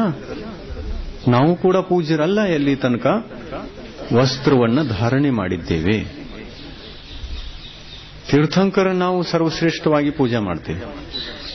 ಆದರೆ ದಿಗಂಬರ ಅವಸ್ಥೆಯನ್ನು ಪೂಜಿಸ್ತೇವೆ ಅಥವಾ ವಸ್ತ್ರಧಾರಿ ಅವಸ್ಥೆಯನ್ನು? ದಿಗಂಬರ ಅವಸ್ಥೆಯನ್ನು ಪೂಜೆ ಮಾಡ್ತೇವೆ. ಆಮೇಲೆ ತೀರ್ಥಂಕರು ವಸ್ತ್ರ ಹಾಕೊಂಡ್ರು ಅಂತಂದ್ರೆ ಅವ್ರನ್ನ ಮಾಡ್ಲಿಕ್ಕೆ ಹೋಗಲ್ಲ ನಾವು. ತೀರ್ಥಂಕರನ್ನೇ ಪೂಜೆ ಮಾಡೋಲ್ಲ ಅಂದಮೇಲೆ ವಸ್ತ್ರಧಾರಿ, ಇನ್ನು ಅನ್ಯ ಜೀವಿಗಳ ಮಾತೇನು? ಸಾಕ್ಷಾತ್ ಅಸಯಂ ಇದೆ ಅಥವಾ ಇಲ್ಲ? ಸಂಯಂ ಬರೋದು ಯಾವಾಗ? ಬಾಹ್ಯ ಪರಿಗ್ರಹವನ್ನ ಬಿಟ್ಟಾಗ, ಅಂತರಂಗ ಪರಿಗ್ರಹವನ್ನು ಜಯಿಸಿದಾಗ. ಸರ್ವಘಾತಿ ಕಷಾಯಗಳನ್ನು ಜಯಿಸಬೇಕು, ಮಿಥ್ಯಾತು ಒಂದನ್ನು ಜಯಿಸಬೇಕು. ಒಂದು ಮಿಥ್ಯಾತು ಪ್ರಕೃತಿ, ಸಮ್ಯಕ್ ಮಿಥ್ಯಾತು ಪ್ರಕೃತಿ, ಅನಂತಾನುಬಂಧಿ, ಅಪ್ರತ್ಯಾಖ್ಯಾನಾವರಣ, ಪ್ರತ್ಯಾಖ್ಯಾನ, ಇವೆಲ್ಲ ಸರ್ವಘಾತಿ. ಚಾರಿತ್ರದ ಸರ್ವಘಾತಿ ಅಪ್ರತ್ಯಾಖ್ಯಾನಾವರಣಿ ಇದೆ ಮತ್ತು ಪ್ರತ್ಯಾಖ್ಯಾನಾವರಣೀಯ. ಮತ್ತು ಸಮ್ಯಕ್ತ್ವದ ಸರ್ವಘಾತಿ ಅನಂತಾನುಬಂಧಿ ಇದೆ, ಮಿಥ್ಯಾತು ಪ್ರಕೃತಿ ಇದೆ, ಸಮ್ಯಕ್ ಮಿಥ್ಯಾತು ಪ್ರಕೃತಿನೂ ಇದೆ. ಒಂದು ಸಮ್ಯಕ್ ಪ್ರಕೃತಿ ಅಂತಕ್ಕಂಥದ್ದು ದೇಶಘಾತಿ ಮತ್ತು ಸಂಜೋಲನ ಕಷಾಯ ಅನ್ನತಕ್ಕಂಥದ್ದು ದೇಶಘಾತಿ. 9 ಅಕಷಾಯಿಗಳು ಅವು ದೇಶಘಾತಿ. ಇವುಗಳ ಉದಯದಲ್ಲಿ ಸಂಯಮಕ್ಕೆ ಘಾತ ಇಲ್ಲ, ಆಂಶಿಕ ದೋಷ ಹತ್ತಬಹುದು. ದೇಶಘಾತಿ ಪ್ರಕೃತಿಗಳ ಉದಯದಲ್ಲಿ ಸಂಯಮದಲ್ಲಿ ಆಂಶಿಕ ದೋಷ ಉಂಟಾಗಬಹುದು, ಆದರೆ ಸರ್ವಘಾತ ಇಲ್ಲ. ಸರ್ವಘಾತ ಮಾಡತಕ್ಕಂತಹ ಶಕ್ತಿ ಅನಂತಾನುಬಂಧಿ, ಅಪ್ರತ್ಯಾಖ್ಯಾನಾವರಣೀಯ, ಪ್ರತ್ಯಾಖ್ಯಾನಾವರಣೀಯ 3ರಲ್ಲಿದೆ. ಮತ್ತು ಒಂದು ಮಿಥ್ಯಾತ್ವ, ಸಮ್ಯಕ್ ಮಿಥ್ಯಾತ್ವ. ಇವೆಲ್ಲ ಸಮ್ಯಕ್ತ್ವದ ಮತ್ತು ಚಾರಿತ್ರದ ಸರ್ವಘಾತಿಗಳು. ಇದೇ ಜೈನ ಧರ್ಮದ ಮೇನ್ ಮುಖ್ಯ ಒಳ ಸಿದ್ಧಾಂತ. ಈ ಆಧಾರದಿಂದ ಎಲ್ಲ ನಾವು ನಡ್ಕೋಬೇಕು. ನಮ್ಮ ಹೆಸರೇನು? ದಿಗಂಬರ್ ಜೈನ. ಆಮೇಲೆ ದಿಗಂಬರನ್ನು ಪೂಜೆ ಮಾಡ್ತೀವಿ ಅಂತ ಹೇಳ್ಬಿಟ್ಟು ಹೆಸರು ಬಿದ್ದಿರಬಹುದು, ಅಥವಾ ಎಲ್ಲಾರನ್ನು ಪೂಜೆ ಮಾಡ್ತೀವಿ ಅಂತ ಹೇಳ್ಬಿಟ್ಟು ನಾವು ದಿಗಂಬರ್ ಜೈನರು. ದಿಗಂಬರನ್ನಷ್ಟೇ ಪೂಜೆ ಮಾಡ್ತೀವಿ ಅಂತ ಹೇಳ್ಬಿಟ್ಟು ನಮ್ಮ ಹೆಸರು ದಿಗಂಬರ್ ಜೈನ್ ಬಿದ್ದಿದೆ. ಅಡ್ಡಿ ಹೆಸರಿದು ಸಮಾಜದ್ದು. ಯಾರವ್ರಿ ಅಂತ ಕೇಳ್ತಾರೋ ಜೈನ್ರು ಅವ್ರಿ. ಯಾವ ಜೈನ್ರಿ ಅಂದ್ರೆ ಶ್ವೇತಾಂಬರ ಅಲ್ಲ, ನಾವು ದಿಗಂಬರ್ ಜೈನ್ ಹೇಳ್ತೀವಿಲ್ಲ. ಅದಕ್ಕಾಗಿ ದಿಗಂಬರರು ಅಂತಂದಾಗ ದಿಗಂಬರನ್ನೇ ಅಷ್ಟೇ ಪೂಜಿಸಬೇಕು. ಅಂತಂದ್ರೆ ಗ್ರಹಿತ ಮಿಥ್ಯಾತ್ವ ಇಲ್ಲ ಅಂತ ಅನ್ನೋದು ಬದುಕಿನಲ್ಲಿ. ಇಲ್ಲ ಅಂತಂದ್ರೆ ಗ್ರಹಿತ ಮಿಥ್ಯಾತ್ವ ಇದೆ. ಆಮೇಲೆ ಗ್ರಹಿತ ಮಿಥ್ಯಾತ್ವ ಇದೆ ಅಂತಂದ್ರೆ ಇದು ಹುಂಡಾಸುರಪನಿ ಕಾಲದ ಛಾಪ್ ನಿಮ್ಮ ಮೇಲೆ ಬಿದ್ದಿದೆ ಅಂತ ನಮ್ಮನ್ನ ಒಳಗೆ ಹಾಕೊಂಡಿದೆ. ಅದು ಗ್ರಹಿತ ಮಿಥ್ಯಾತ್ವ ಹುಂಡಾಸುರಪನಿ ಕಾಲದ ದೋಷದಿಂದ ಬಂದಿದೆ. ಅಗ್ರಹಿತ ಮಿಥ್ಯಾತ್ವ ಎಲ್ಲಾ ಕಾಲದಲ್ಲಿರ್ತದೆ. ಸಾಮಾನ್ಯವಾಗಿ ಹುಂಡಾವಸರ್ಪಣಿ ಯಾವಾಗ ಇರುಲ್ಲಲ್ಲ, ಅಂಥ ಅಸಂಖ್ಯ ಚತುರ್ಥ ಕಾಲಗಳಲ್ಲೂ ಕೂಡ ಅಗ್ರಹಿತ ಮಿಥ್ಯಾತ್ವ ಇದೆ. ಆದರೆ ಗ್ರಹಿತ ಮಿಥ್ಯಾತ್ವ ಇರಲ್ಲ. ಪರಿಗ್ರಹಧಾರಿ ಜೀವಗಳನ್ನ ದೇವ ಅಂತ ತಿಳ್ಕೊಂಡು ಅಥವಾ ಗುರು ಅಂತ ತಿಳ್ಕೊಂಡು ಪೂಜೆ ಮಾಡುವವರು ಸಿಗೋದು ಕಷ್ಟ. ಇದು ಹುಂಡಾವಸರ್ಪಣಿ ಕಾಲದಲ್ಲಿ ಮಾತ್ರ, ಸಾಮಾನ್ಯ ಅವಸರ್ಪಣಿಗಳಲ್ಲಿ ಇಲ್ಲ. ಅಂದರೆ ರತ್ನತ್ರಯ ರಹಿತ ಮುನಿಗಳು ಆ ಕಾಲದಲ್ಲೂ ಸಿಗಬಹುದು. ಯಾವ ಕಾಲದಲ್ಲಿ? ಹುಂಡಾವಸರ್ಪಣಿ ಇಲ್ಲದಂತಹ ಕಾಲದಲ್ಲಿ. ಆದರೆ ಅದು ಅಗ್ರಹಿತ ಮಿಥ್ಯಾತ್ವ. ಗ್ರಹಿತ ಮಿಥ್ಯಾತ್ವ ಅಂತಕ್ಕಂಥದ್ದು ಕೇವಲ ಹುಂಡಾವಸರ್ಪಣಿ ಕಾಲದಲ್ಲಿ ಮಾತ್ರ ಪ್ರಚಾರಿತ ಆಗುತ್ತದೆ. ತಿಲೋಪನ್ನತಿಯಲ್ಲಿ ಇದನ್ನ ಸ್ಪಷ್ಟವಾಗಿ ಹೇಳಿದ್ದಾರೆ. ಅಗ್ರಹಿತ ಮಿಥ್ಯಾತ್ವ ಯಾವಾಗಲೂ ಇದೆ. ವಿದೇ ಕ್ಷೇತ್ರದಲ್ಲೂ ಕೂಡ ಅಗ್ರಹಿತ ಮಿಥ್ಯಾತ್ವ ಇದೆ. ಇನ್ನು ಅಗ್ರಹಿತ ಮಿಥ್ಯಾತ್ವ ಇದ್ದಾಗ ಹೊರಗಡೆಗೇನೂ ಕಂಡು ಬರೋಲ್ಲ.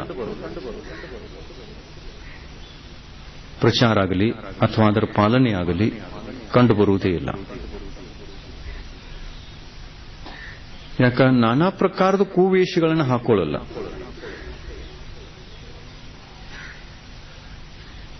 ಆಗಮದಲ್ಲಿ ಎಷ್ಟು ವೇಷಗಳನ್ನು ಹೇಳಿದ್ದಾರೆ ಅಂತಂದ್ರೆ, ಒಂದು ದಿಗಂಬರ್ ಮುನಿ ವೇಷ, ಜಿನ ಭಗವಂತನಂತಹ ನಿರ್ಗ್ರಂಥ ಅವಸ್ಥೆ, ಇದು ದಿಗಂಬರ್ ಮುನಿ ವೇಷ ಒಂದು. ಆರಿಕಾ ವೇಷ ಒಂದು ಮತ್ತು ಶುಲ್ಲಕೈಲಕರ ಸ್ಥಾನ ಒಂದು. 3 ಸ್ಥಾನಗಳಿವೆ. 4ನೇ ವೇಷ ದಿಗಂಬರ್ ಜೈನ್ ಸಮಾಜದಲ್ಲಿ ಇಲ್ಲವೇ ಇಲ್ಲ, ದಿಗಂಬರ್ ಜೈನ್ ಧರ್ಮದಲ್ಲಿ ಇಲ್ಲ, ಶಾಸ್ತ್ರದಲ್ಲಿ ಇಲ್ಲ. ಅಂದರೆ ಈ 3 ವೇಷವುಳ್ಳವರು ತ್ಯಾಗಿಗಳು. ಐಲಕರಿದ್ರೆ ಅವರು ಪ್ರತಿಮಾಧಾರಿಗಳು, ಆರಿಕರಿದ್ರೆ ಉಪಚಾರ ಮಹಾವ್ರತಧಾರಿಣಿಯರು, ಮುನಿಗಳಿದ್ರೆ ಮಹಾವ್ರತಿಗಳು.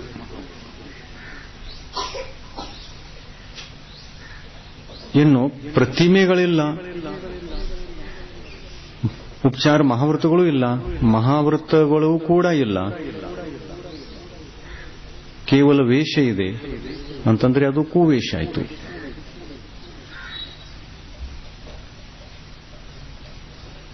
ಕುವೇಷ ಆಯ್ತದು. ಅಂತ ನಾಲ್ಕನೇ ವೇಷ ಶಾಸ್ತ್ರದಲ್ಲಿ ಹೇಳಿಲ್ಲ.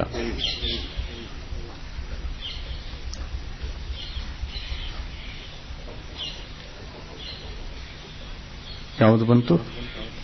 850 ಮ್ಲೇಚ್ಛ ಖಂಡಜ ಮನುಷ್ಯ ಮತ್ತು 170 ಆರ್ಯ ಮ್ಲೇಚ್ಛ. ಒಂದು ಪರ್ಯಾಪ್ತಕ ಒಂದೇ ಗುಣಸ್ಥಾನ, ಪರ್ಯಾಪ್ತಾವಸ್ಥೆಯಲ್ಲಿ ಒಂದನೇ ಗುಣಸ್ಥಾನ. ಅಂತಂದ್ರೆ ಇಲ್ಲಿ 170 ಆರ್ಯ ಮ್ಲೇಚ್ಛ ಖಂಡ. ಆರ್ಯ ಮ್ಲೇಚ್ಛರಲ್ಲಿ ಎಷ್ಟು ಗುಣಸ್ಥಾನಗಳು? ಅವರು ಸಂಸ್ಕಾರ ಪಡೆದರೆ 1 ರಿಂದ 14 ಗುಣಸ್ಥಾನಗಳಾಗಬಹುದು. ಆದರೆ ಇದಕ್ಕೆ ಆಗಮ ಸಿಕ್ಕಿಲ್ಲ. ಮತ್ತು ನಿರ್ವೃತ್ತಿ ಅಪರ್ಯಾಪ್ತಕ ಅವಸ್ಥೆಯಲ್ಲಿ 1ನೇ 2ನೇ ಗುಣಸ್ಥಾನ ಮ್ಲೇಚ್ಛರಲ್ಲಿ ಮ್ಲೇಚ್ಛ ಖಂಡಜರಲ್ಲಿ ಇರಬಹುದು. ಆದರೆ ಇದಕ್ಕೂ ಕೂಡ ಆಗಮ ಸಿಕ್ಕಿಲ್ಲ. ಎರಡು ನೋಡ್ರಿ, ಕ್ವಶನ್ ಮಾರ್ಕ್ ಹಾಕಿದೆ. ನಿರ್ವೃತ್ತಿ ಅಪರ್ಯಾಪ್ತಕ ಅವಸ್ಥೆಯಲ್ಲಿ ಗುಣಸ್ಥಾನ 1, 2 ಇರಬೇಕು ಮ್ಲೇಚ್ಛರಲ್ಲಿ, ಆದರೆ ಇಲ್ಲಿಯೂ ಕೂಡ ಇರ್ತದೆ ಅನ್ನುವಂಥ ಆಗಮ ಆಧಾರ ಸಿಕ್ಕಿಲ್ಲ. ಇನ್ನದೆಲ್ಲ ಸಿಗಬೇಕು ಅಂತಂದ್ರೆ ಪುನಃ ಕೇವಲ ಜ್ಞಾನಿಗಳ ದರ್ಶನ ಆಗಬೇಕು. ಆವಾಗ ಸ್ಪಷ್ಟವಾಗಿ ಕೇಳಬಹುದು, ಸೃಷ್ಟಿಯಲ್ಲಿ ಮ್ಲೇಚ್ಛ ಖಂಡಗಳಲ್ಲಿ ಎಷ್ಟು ಗುಣಸ್ಥಾನಗಳಿವೆ, ನಿರ್ವೃತ್ತಿ ಅಪರ್ಯಾಪ್ತಕದಲ್ಲಿ ಎಷ್ಟು, ಪರ್ಯಾಪ್ತಕ ಅವಸ್ಥೆಯಲ್ಲಂತೂ ಉಪದೇಶ ಇದ್ದೇ ಇದೆ. ಪರ್ಯಾಪ್ತಕ ಅವಸ್ಥೆಯಲ್ಲಿ ಒಂದೇ ಗುಣಸ್ಥಾನ.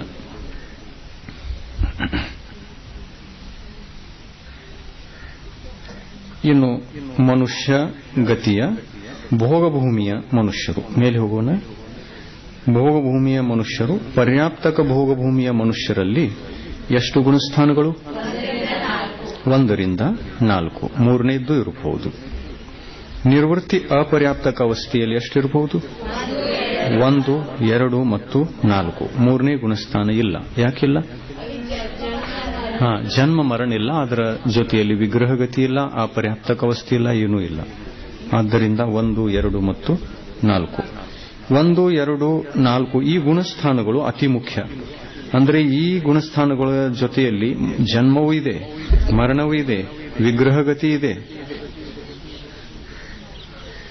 3 ಇದೆ. ಈ 3 ಗುಣಸ್ಥಾನಗಳ ಜೊತೆಯಲ್ಲಿ ಇನ್ನು ಇಂಥ ಗುಣಸ್ಥಾನಗಳು ಯಾವುವೂ ಇಲ್ಲ.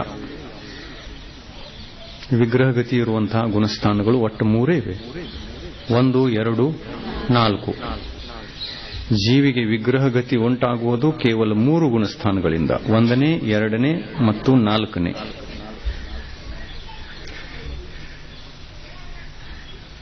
ಇನ್ನು ಕುಭೋಗ ಭೂಮಿಯ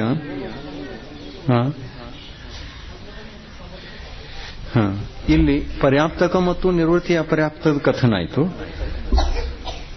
ಸಮೂರ್ಛನ ಮನುಷ್ಯರ ಕಥನೆ ಯಾಕಿಲ್ಲ? ಅದು ಆಚೆ ಕಡೆ. ಅದರದ್ದು ಸ್ಪೆಷಲ್ ಆಗಿದೆಯಲ್ಲ, ಸಮೂರ್ಛನ್ ಜನ್ಮದು, ಇದು ಗರ್ಭಜ ಜನ್ಮದ ಕಥನ ಇದೆ, ಅದಕ್ಕಾಗಿ ಇರಲಿಲ್ಲ. ಇನ್ನು ಕುಭೋಗ ಭೂಮಿಜ ಮನುಷ್ಯರು ಪರ್ಯಾಪ್ತಕ ಅವಸ್ಥೆಯಲ್ಲಿ 1 ರಿಂದ 4 ಗುಣಸ್ಥಾನಗಳನ್ನು ಹೊಂದಿರಲಿಕ್ಕೆ ಸಾಧ್ಯ. ಕುಭೋಗ ಭೂಮಿಯ ಅಲ್ಲಿ ನೋಡಿ, ಲವಣ ಸಮುದ್ರದಲ್ಲಿರ್ತಕ್ಕಂತಹ ತಿರ್ಯಂಚ ಆಕಾರದ ಮುಖ ಮತ್ತು ಮೈಯೆಲ್ಲ ಮನುಷ್ಯರ ಆಕಾರ. ಇವರಿಗೆ ಪರ್ಯಾಪ್ತಕ ಅವಸ್ಥೆಯಲ್ಲಿ 1 ರಿಂದ 4 ಗುಣಸ್ಥಾನಗಳು ಇವೆ. ಇವರು ಸಮ್ಯಕ್ ದೃಷ್ಟಿ ಆಗಬಹುದು ನೋಡ್ರಿ. ಅಂಥವ್ರಿದ್ದು ಸಮ್ಯಕ್ ದೃಷ್ಟಿ ಆಗಕ್ಕದರು. ಮತ್ ನಾವು ತೀರ್ಥಂಕರ ವಂಶಜರು ಎಲ್ಲಿ ಹೊಂಟಿದ್ದೇವೆ? ಅಲ್ಲಿ ಹೋದ ನಂತರ ಹೋಗುವಾಗ 1ನೇ ಗುಣಸ್ಥಾನ ಸಹಿತ ಜನ್ಮ ತಾಳ್ತದೆ ಜೀವ. ಅದು ಅಲ್ಲಿ ಹೋಗಿ ಹುಟ್ಟುವಂತ ಜೀವ ಯಾರು? ಕರ್ಮಭೂಮಿಯ ತಿರ್ಯಂಚ ಅಥವಾ ಕರ್ಮಭೂಮಿಯ ಮನುಷ್ಯರು. ಕುದಾನ ಮಾಡುವಂತದ್ರದ್ದು ಫಲ ಅದು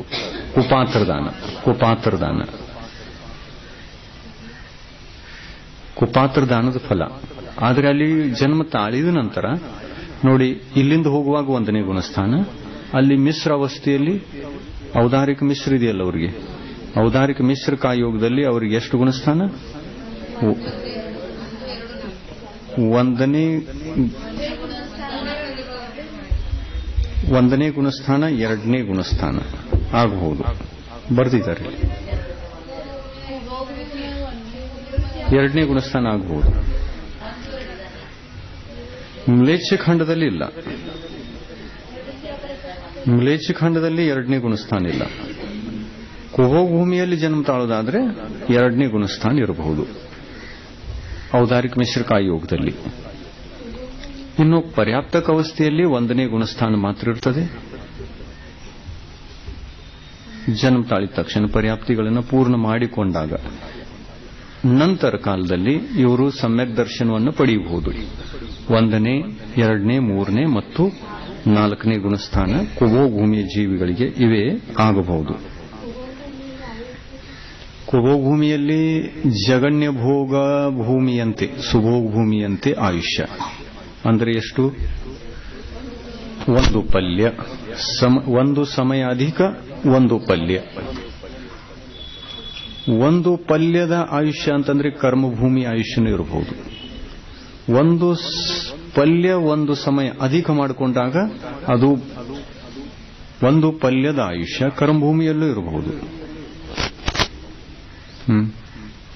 ಪೂರ್ವಕೋಟಿ ಆಯುಷ್ಯ, ಪೂರ್ವಕೋಟಿ ಆಯುಷ್ಯ ಎಷ್ಟು ಪಲ್ಯಗಳ ಆಯುಷ್ಯ? ಅದು ಪೂರ್ವಕೋಟಿ ಆಯುಷ್ಯ ಅಂದ್ರೆ ಕೋಟಿ ಪೂರ್ವ. ಇನ್ನು 1 ಪೂರ್ವ ಕೋಟಿಯಲ್ಲಿ 1 ಸಮಯ ಅಧಿಕ ಮಾಡಿಕೊಂತು ಅಂತಂದ್ರೆ ಅದು ಭೋಗಭೂಮಿಯ ಆಯುಷ್ಯ ಆಯಿತು. ಭೋಗಭೂಮಿಯ ಜಗನ್ಯ ಭೋಗಭೂಮಿಯ ಜಗನ್ಯ ಆಯುಷ್ಯ ಆಯಿತು. ನೋಡಿ ಏನ್ ಹೇಳ್ತು? 1 ಪಲ್ಯ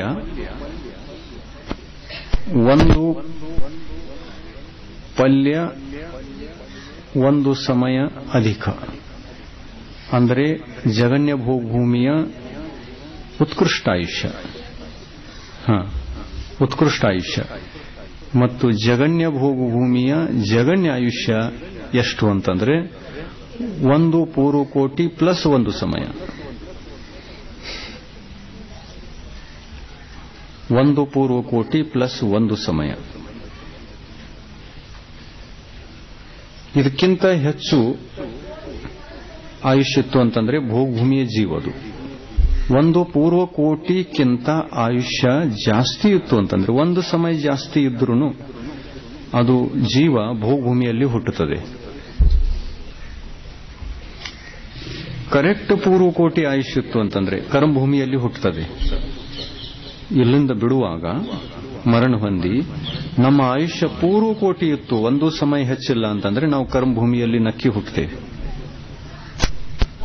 ಯಾಕೆಂದ್ರೆ ಕರ್ಮಭೂಮಿಯ ಉತ್ಕೃಷ್ಟ ಆಯುಷ್ಯ 1 ಪೂರ್ವಕೋಟಿ. ಇನ್ನು 1 ಪೂರ್ವಕೋಟಿ ಪ್ಲಸ್ 1 ಸಮಯ, 1 ಸೆಕೆಂಡ್ ಹೆಚ್ಚು ಮಾಡಿದ್ರು, 1 ಸಮಯ ಹೆಚ್ಚು ಮಾಡಿದ್ರು ನಾವು ಭೋಗಭೂಮಿಯಲ್ಲಿ ಜಗನ್ಯ ಆಯುಷ್ಯನ ಪಡ್ಕೊಂಡು ಹುಟ್ಟುತ್ತೇವೆ.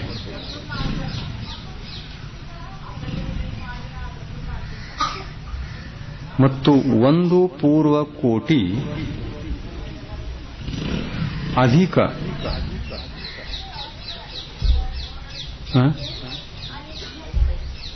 ಅಧಿಕ ಅಂದ್ರೆ 2ನೇ ಕಾಲದ ಜಗನ್ಯ ಆಯುಷ್ಯ ಎಷ್ಟು?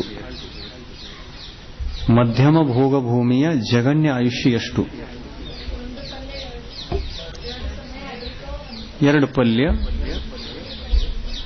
2 ಪಲ್ಯದ ಆಯುಷ್ಯ, 2 ಪಲ್ಯದ ಆಯುಷ್ಯ, ಟೋಟಲ್ 2 ಪಲ್ಯದ ಆಯುಷ್ಯ. ಇದು ಉತ್ಕೃಷ್ಟ ಆಯುಷ್ಯ, ಮಧ್ಯಮ ಭೋಗಭೂಮಿಯ ಉತ್ಕೃಷ್ಟ ಆಯುಷ್ಯ. ಮತ್ತು ಜಗನ್ಯ ಆಯುಷ್ಯ ಎಷ್ಟು? 1 ಪಲ್ಯ ಪ್ಲಸ್ 1 ಸಮಯ. ಇದು ಮಧ್ಯಮ ಭೋಗಭೂಮಿಯ ಜಗನ್ಯ ಆಯುಷ್ಯ. ಇನ್ನು ಜಗನ್ಯ ಭೋಗಭೂಮಿಯ ಉತ್ಕೃಷ್ಟ ಆಯುಷ್ಯ ಅಷ್ಟು. ಜಗನ್ಯ ಭೋಗಭೂಮಿಯ ಉತ್ಕೃಷ್ಟ ಆಯುಷ್ಯ ಅಷ್ಟು. ಒಂದು ಪಲ್ಯ ಅನ್ಬೇಕು. ಇಲ್ಲಿ ಒಂದು ಸಮಯ ಹೇಳೋದಿಲ್ಲ. ಅದು ಮಧ್ಯಮ ಭೂಮಿ ಉತ್ಕೃಷ್ಟ ಆಯುಷ್ಯ ಆಯಿತು. ಅದೇ ಹೇಳಬೇಕು. ಒಂದು ಸಮಯ ಅಧಿಕ ಅಂತಿದ್ದು ಅಲ್ಲ, ಅದು ಮಧ್ಯಮ ಭೂಮಿಯ ಜಗನ್ಯ ಆಯುಷ್ಯ ಆಗ್ತದೆ. ಒಂದು ಸಮಯ ಮೈನಸ್ ಮಾಡಬೇಕು. ಬರಾಬರಿ ಒಂದೇ ಪಲ್ಯ ಇಟ್ಕೊಳ್ಬೇಕು. ಸರಿ ಇದೆ. ಇದರೊಳಗೆ ಇದೇ ಚಾರ್ಟ್ದಲ್ಲಿ ಬಂದಿದೆ ನೋಡಿ. ಚಾರ್ಟ್ ನಂಬರ್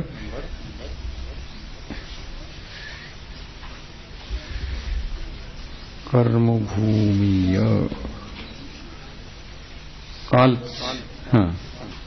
ಪುಟ ನಂಬರ್ 38 ತೆಗಿಬಹುದು, 35 ತೆಗಿಬಹುದು ಕನ್ನಡದಲ್ಲಿ.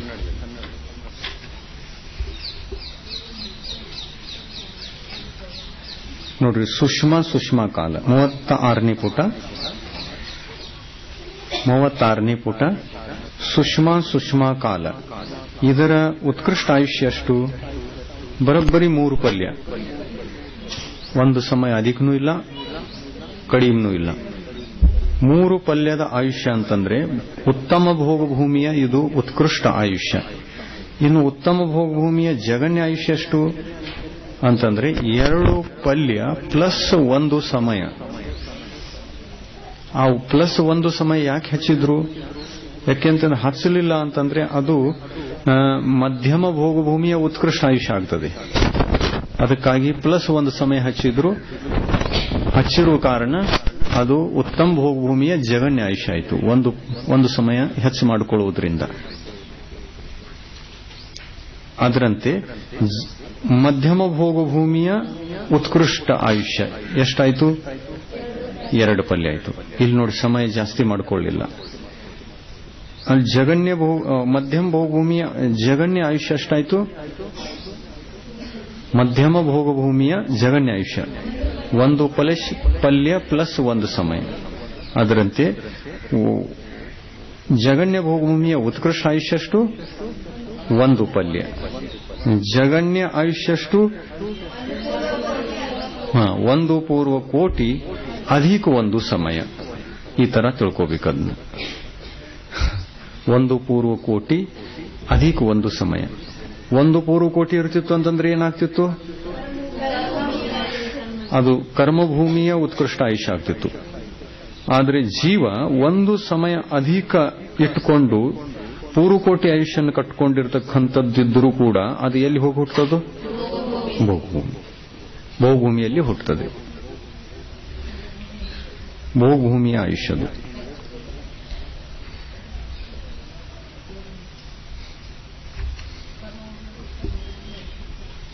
ಕರ್ಮಭೂಮಿಯಕ್ಕಿಂತ ಭೋಗಭೂಮಿಯಲ್ಲಿ ಹೆಚ್ಚಿರ್ತದೆ ಆಯುಷ್ಯ, ಹೆಚ್ಚಿರ್ತದೆ.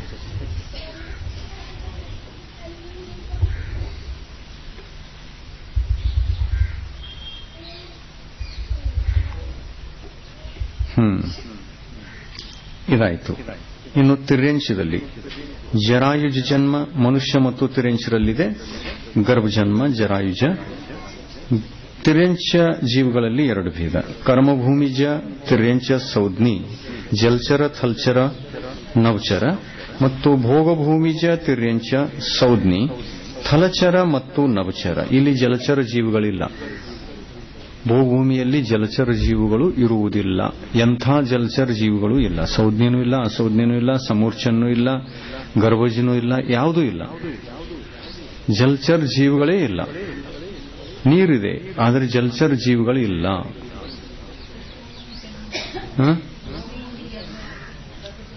ಭೋಗಭೂಮಿಯ ಜನ್ಮ ಗರ್ಭಜನ್ಮ. ಜರಾಯುಜದ ಭೇದಿದು. ಗರ್ಭಜನ್ಮಕ್ಕೇನೆ ಭೇದ ಮಾಡ್ತಾ ಇದ್ದಾರಲ್ಲ. ಭೋಗಭೂಮಿಯ ಜೀವಿಗಳ ಜನ್ಮ, ಜರಾಯುಜ ಜನ್ಮ, ಗರ್ಭಜನ್ಮ. ಭೂಭೂಮಿಯಲ್ಲಿ ಜರಾಯುಜ ಜೀವಿಗಳು ಇವೆ, ಅಂಡಜ ಜೀವಿಗಳು ಇವೆ, ಪೋತ ಜನ್ಮವುಳ್ಳ ಜೀವಿಗಳು ಕೂಡ ಇವೆ. ಆದರೆ ಜಲಚರದಲ್ಲಿ ಎಂಥ ಜೀವಿಗಳು ಇಲ್ಲ. ಜಲಚರದಲ್ಲಿ ಜರಾಯುಜಿಲ್ಲ, ಅಂಡಜಿಲ್ಲ, ಪೋತೋಜಿಲ್ಲ. ಅದರ ಚರ್ಚೆಯೇ ಇಲ್ಲ. ಇನ್ನು ಕರ್ಮಭೂಮಿಯ ತಿರ್ಯಂಚ ಸೌಜ್ಞಿ, ಜಲಚರ ಥಲ್ಚರ ನಭ್ಚರದಲ್ಲಿ ಗುಣಸ್ಥಾನಗಳು ಪರ್ಯಾಪ್ತಕ ಅವಸ್ಥೆಯಲ್ಲಿ 1 ರಿಂದ 5.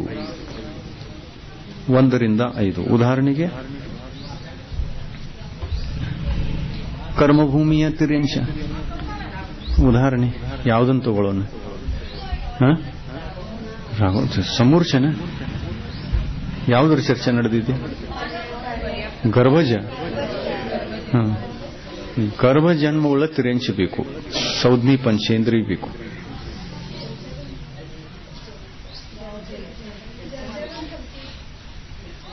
ಇಲ್ಲಿ ಕರ್ಮಭೂಮಿಯಲ್ಲಿ 3 ಇವೆ, ಜಲಚರ್ ಥಲ್ಚರ್ ನಭ್ಚರ್. ಅದರೊಳಗೆ ಯಾವುದಾದ್ರೂ ಜಲಚರ ಆಗಲಿ ಥಲ್ಚರ್ ಆಗಲಿ ಅಥವಾ ನಭ್ಚರ್ ಆಗಲಿ ಒಂದು ಜೀವ. ಉದಾಹರಣೆಗಾಗಿ ಯಾವುದು? ಎಮ್ಮೆ, ಎತ್ತು, ಆಡು, ಆನೆ, ಕುದುರೆ ಇವೆಲ್ಲ ಜೀವಗಳು ಸೌಜ್ಞಿ ಪಂಚೇಂದ್ರಿಯ. ಆದರೆ ಥಲ್ಚರ ಜಲಚರದಲ್ಲೂ ಇರಬಹುದು. ಜರಾಯುಜ ಜನ್ಮವುಳ್ಳ ಜೀವಗಳು ಜಲಚರದಲ್ಲಿ ಇರಬಹುದು. ಅಂದ್ರೆ ಆಮೆ ಅಂಡೆ ಹಾಕುಲಲ್ಲ, ಆನೆ ಏನು? ಆಮೆ ಮಲಪತ್ರ ಹೆಂಗ್ ನೋಡಿದಿರ ಅಂಡಿ ಯಾವಾಗ ಇಲ್ಲ? ಮರಿನೇ ಇರ್ತಾವಲ್ಲ, ಆಯ್ತು ಜರಾಯುಜ. ಅದು ಜರಾಯುಜ. ಆಮೆಗೆ 5 ಗುಣಸ್ಥಾನ. ಪ್ರತಿಮಾಧಾರಿ ಆಗಬಹುದು ಆಮೆ. ಆಮೆ 5 ಗುಣಸ್ಥಾನವುಳ್ಳ ಜೀವಗಳು 5 ಗುಣಸ್ಥಾನ ಧಾರಣ ಮಾಡಬಹುದು. ಕಾಯಮ ವಾಯುವೊಳಗೆ ಜಲಚರ. ಅದು ಜಲಚರ. ಆನೆ ಥಲ್ಚರ, ಆಮೆ ಜಲಚರ.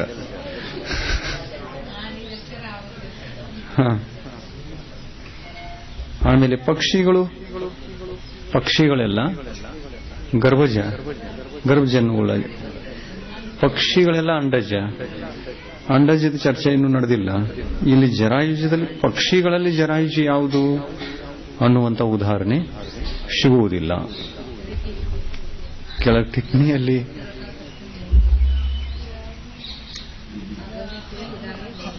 ಅದಕ್ಕಾಗಿ ಅಲ್ಲಿ ಕೋಷ್ಟಕದಲ್ಲಿ ನೋಡಿ ಬ್ರಾಕೆಟ್ ಮಾಡಿದೆಯಲ್ಲ, ಆ ಬ್ರಾಕೆಟ್ ಯಾಕೆ ಮಾಡಿತು ಅಂತಂದ್ರೆ ಇದು ಉದಾಹರಣೆ ಸಿಗುವುದಿಲ್ಲ. ಆದ್ದರಿಂದ ಟಿಪ್ಪಣಿಯಲ್ಲಿ ಹೇಳಿರೋದು. ನ ಅಂತ ಕೊಟ್ಟಿದೆಯಲ್ಲ, ಚೌಕಟ್ ಮಾಡಿ ನ ಅಂತ ಟಿಪ್ಪಣಿಯಲ್ಲೂ ಕೂಡ ಹೇಳಿದೆ. ಜರಾಯುಜ ನಭಚರ ಜೀವಗಳ ಕಥನ ದೊರೆಯುವುದಿಲ್ಲ. ಆ ಬಗೆಯ ಯಾವ ಉದಾಹರಣೆಯೂ ಕೂಡ ಆಗಮದಲ್ಲಿ ಸಿಗುವುದಿಲ್ಲ. ಇನ್ನು ಜಲಚರ ಮತ್ತು ಥಲ್ಚರ ಅಂತಕ್ಕಂಥ ಉದಾಹರಣೆಗಳು ಇವೆ.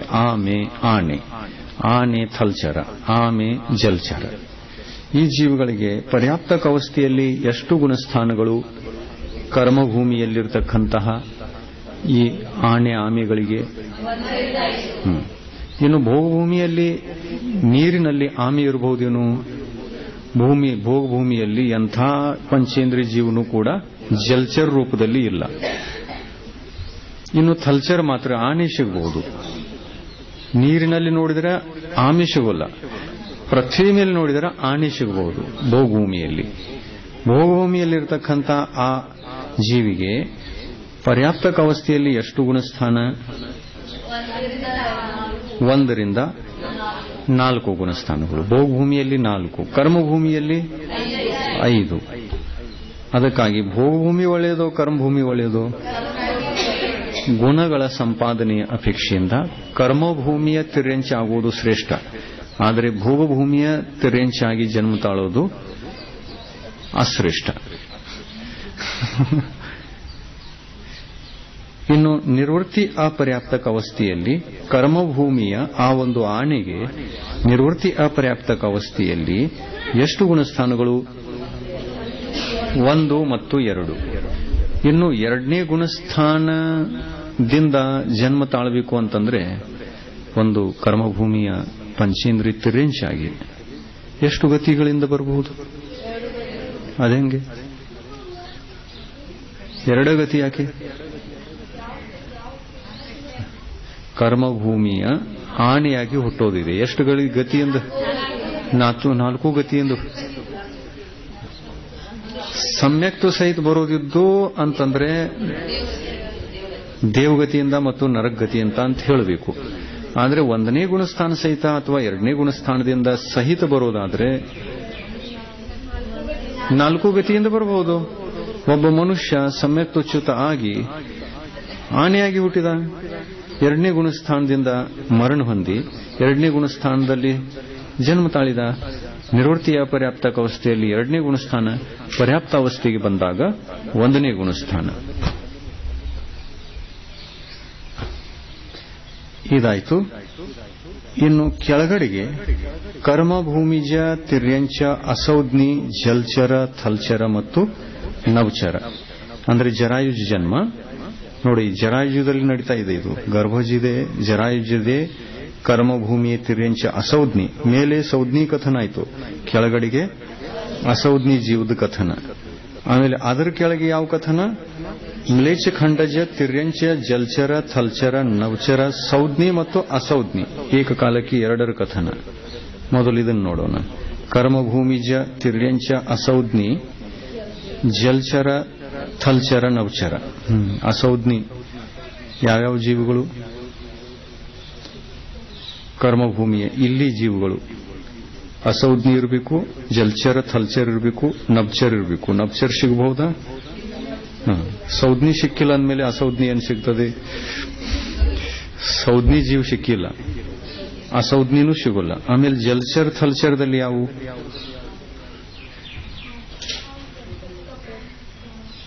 ಅಸೌಜ್ಞಿ ಇರಬೇಕು.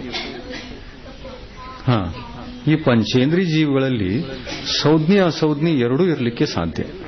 ಕಪ್ಪೆಗಳಲ್ಲಿ, ಮೀನುಗಳಲ್ಲಿ, ಆಮಿಗಳಲ್ಲೂ ಇರಬಹುದು. ಅಸೌಜ್ಞಿನೂ ಇರಬಹುದು, ಸೌಜ್ಞಿನೂ ಇರಬಹುದು. ಒಂದು ಆಮೆ ಹೆಚ್ಚು ಹುಷಾರಿತ್ತು ಅಂತಂದ್ರೆ ಅದಕ್ಕೆ 5 ಗುಣಸ್ಥಾನ. ಅಸೌಜ್ಞಿ ಪಂಚೇಂದ್ರಿಯ ಇತ್ತು ಅಂತಂದ್ರೆ 1ನೇ ಗುಣಸ್ಥಾನ ಜಲ್ಚರದಲ್ಲಿ. ಇನ್ನು ಇಂಥ ಅಸೌಜ್ಞಿ ಜೀವಕ್ಕೆ ಪರ್ಯಾಪ್ತಕ ಅವಸ್ಥೆಯಲ್ಲಿ ಎಷ್ಟು ಗುಣಸ್ಥಾನ? 1ನೇ ಗುಣಸ್ಥಾನ. ನಿರ್ವೃತ್ತಿ ಅಪರ್ಯಾಪ್ತಕ ಅವಸ್ಥೆಯಲ್ಲಿ ಎಷ್ಟು ಗುಣಸ್ಥಾನಗಳು? 1ನೇ ಮತ್ತು 2ನೇ. ಇಲ್ಲಿ ಟಿಪ್ಪಣಿಯಲ್ಲಿ ಏನು ಕೊಟ್ಟಿದ್ದಾರೆ ನೋಡಿ, ಚೌಕಟ್ಟಿನಲ್ಲಿ. ಅಸೌಜ್ಞಿಯಲ್ಲಿ ಮತಭೇದ ಇದೆ ಅಂತಂದ್ರೆ 2ನೇ ಗುಣಸ್ಥಾನ ಇರ್ತದೆ, ಇರುವುದಿಲ್ಲ ಅನ್ನುವುದರಲ್ಲಿ ಆಗಮ ಕಥನಗಳಲ್ಲಿ 2 ದೃಷ್ಟಿಭೇದ ಇದೆ. 2 ದೃಷ್ಟಿಭೇದ ಇದೆ.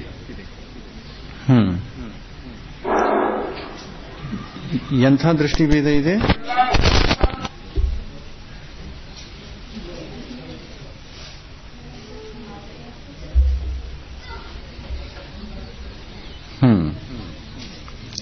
ನಿರ್ವೃತ್ತಿ ಅಪರ್ಯಾಪ್ತಕ ಅವಸ್ಥೆಯಲ್ಲಿ ಅಸೌಜ್ಞಿ ಕರ್ಮಭೂಮಿಯ ಅಸೌಜ್ಞಿ ಜೀವಿಗೆ 2 ಗುಣಸ್ಥಾನಗಳ ಇರಬಹುದು, ಇರುವುದಿಲ್ಲ.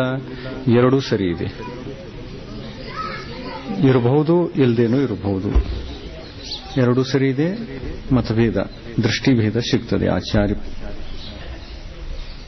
ಆಚಾರ್ಯರ ಗ್ರಂಥಗಳಲ್ಲಿ 2 ತರದ ಕಥನಿದೆ. ಮ್ಲೇಚ್ಛ ಖಂಡಜ ತಿರ್ಯಂಚ ಜಲ್ಚರ ಥಲ್ಚರ ಸೌಜ್ಞಿ ಮತ್ತು ಅಸೌಜ್ಞಿ. ಮ್ಲೇಚ್ಛ ಖಂಡ ಅಂದ ತಕ್ಷಣ ಇಲ್ಲಿ ಕರ್ಮಭೂಮಿ. ಇನ್ನು ಸೌಜ್ಞಿ ಜೀವ ಅಸೌಜ್ಞಿ ಜೀವ 2 ಇರಬಹುದು ಮ್ಲೇಚ್ಛ ಖಂಡಗಳಲ್ಲಿ, ಪರ್ಯಾಪ್ತಕ ಸೌಜ್ಞಿ. ಆದರೆ ಸಮೂರ್ಛನ ಸೌಜ್ಞಿ ಜೀವಿಗಳಿಲ್ಲ, ಅಸೌಜ್ಞಿ ಜೀವಿಗಳಿಲ್ಲ. ಅಸೌಜ್ಞಿನೂ ಇಲ್ಲ, ಸೌಜ್ಞಿನೂ ಇಲ್ಲ. ಈ ಜೀವಿಗಳಿಗೆ ಪರ್ಯಾಪ್ತಕ ಅವಸ್ಥೆಯಲ್ಲಿ ಎಷ್ಟು ಗುಣಸ್ಥಾನಗಳು? 1ನೇ ಗುಣಸ್ಥಾನ ಸೌಜ್ಞಿ ಅಸೌಜ್ಞಿಗೆ. ನಿರ್ವೃತ್ತಿ ಅಪರ್ಯಾಪ್ತಕ ಅವಸ್ಥೆಯಲ್ಲಿ 1, 2 ಗುಣಸ್ಥಾನಗಳು ಸೌಜ್ಞಿ ಅಸೌಜ್ಞಿಗೆ. ಇಲ್ಲಿ ಮೊದಲೇ ಹೇಳಿತ್ತು, ಇಲ್ಲಿ ಮತಭೇದ ಇದೆ ಮ್ಲೇಚ್ಛ ಖಂಡದಲ್ಲಿ. 6 ಮ್ಲೇಚ್ಛ ಖಂಡ ಮತಭೇದ ಇದೆಯಲ್ಲ, ಆದರೆ ಸಿಕ್ಕಿಲ್ಲ. ಆಗಮ ಆಧಾರ ಸಿಕ್ಕಿಲ್ಲ. ಅಂಡರ್ಸ್ಟ್ಯಾಂಡ್ ಮಾಡ್ಕೋಬೇಕು. ಇರಬಹುದು, ಇರದೇನೂ ಇರಬಹುದು. ಇನ್ನು ತಿರ್ಯಂಚದ ಕುಭೋಭೂಮಿ ಒಂದ ನೋಡೋಣ. भोगभूमी भोगभूमिಯ ಜರಾಯುಜಿತಿರ್ಯಂಚ ಥಲ್ಚರ ನಭಚರ ನ ಬ್ರಾಕೆಟ್ದಲ್ಲಿ ನಭಚರಕ್ಕೆ ಬ್ರಾಕೆಟ್ ಮಾಡಿದೆ, ಟಿಪ್ಪಣಿಯಲ್ಲಿದೆ. ಅದು ಏನಂತಿದೆ? ಜರಾಯುಜ ನಭಚರ ಜೀವಿಗಳ ಕಥನ ದೊರೆಯುವುದಿಲ್ಲ. ಜರಾಯುಜ ನಭಚರ ಜೀವಿಗಳು ಯಾವಿವೆ? ಜರಾಯುಜ ಇರಬೇಕು, ಭೋಗಭೂಮಿಯಲ್ಲಿರಬೇಕು, ನಭಚರ ಇರಬೇಕು. ಇಲ್ಲ, ಆಗಮದಲ್ಲಿ ಸಿಕ್ಕಿಲ್ಲ ಇಂಥ ಉದಾಹರಣೆ. ನಮ್ಗೇನು ನೋಡು, ನಮ್ ಕೇವಲ ಜ್ಞಾನದಾಗ ಸಿಗ್ತಾವ ನೋಡೋಣ ನಾಳೆ. ನಮ್ ಕೇವಲ ಜ್ಞಾನದಾಗ ನಮಗ್ ಸಿಕ್ಕೇ ಬಿಡ್ತಾವಲ್ಲ. ನಿಮಗೂ ಕೇವಲ ಜ್ಞಾನ ಆದಾಗ ನಮ್ ಅಂದ್ರೆ ಏನರ್ಥ?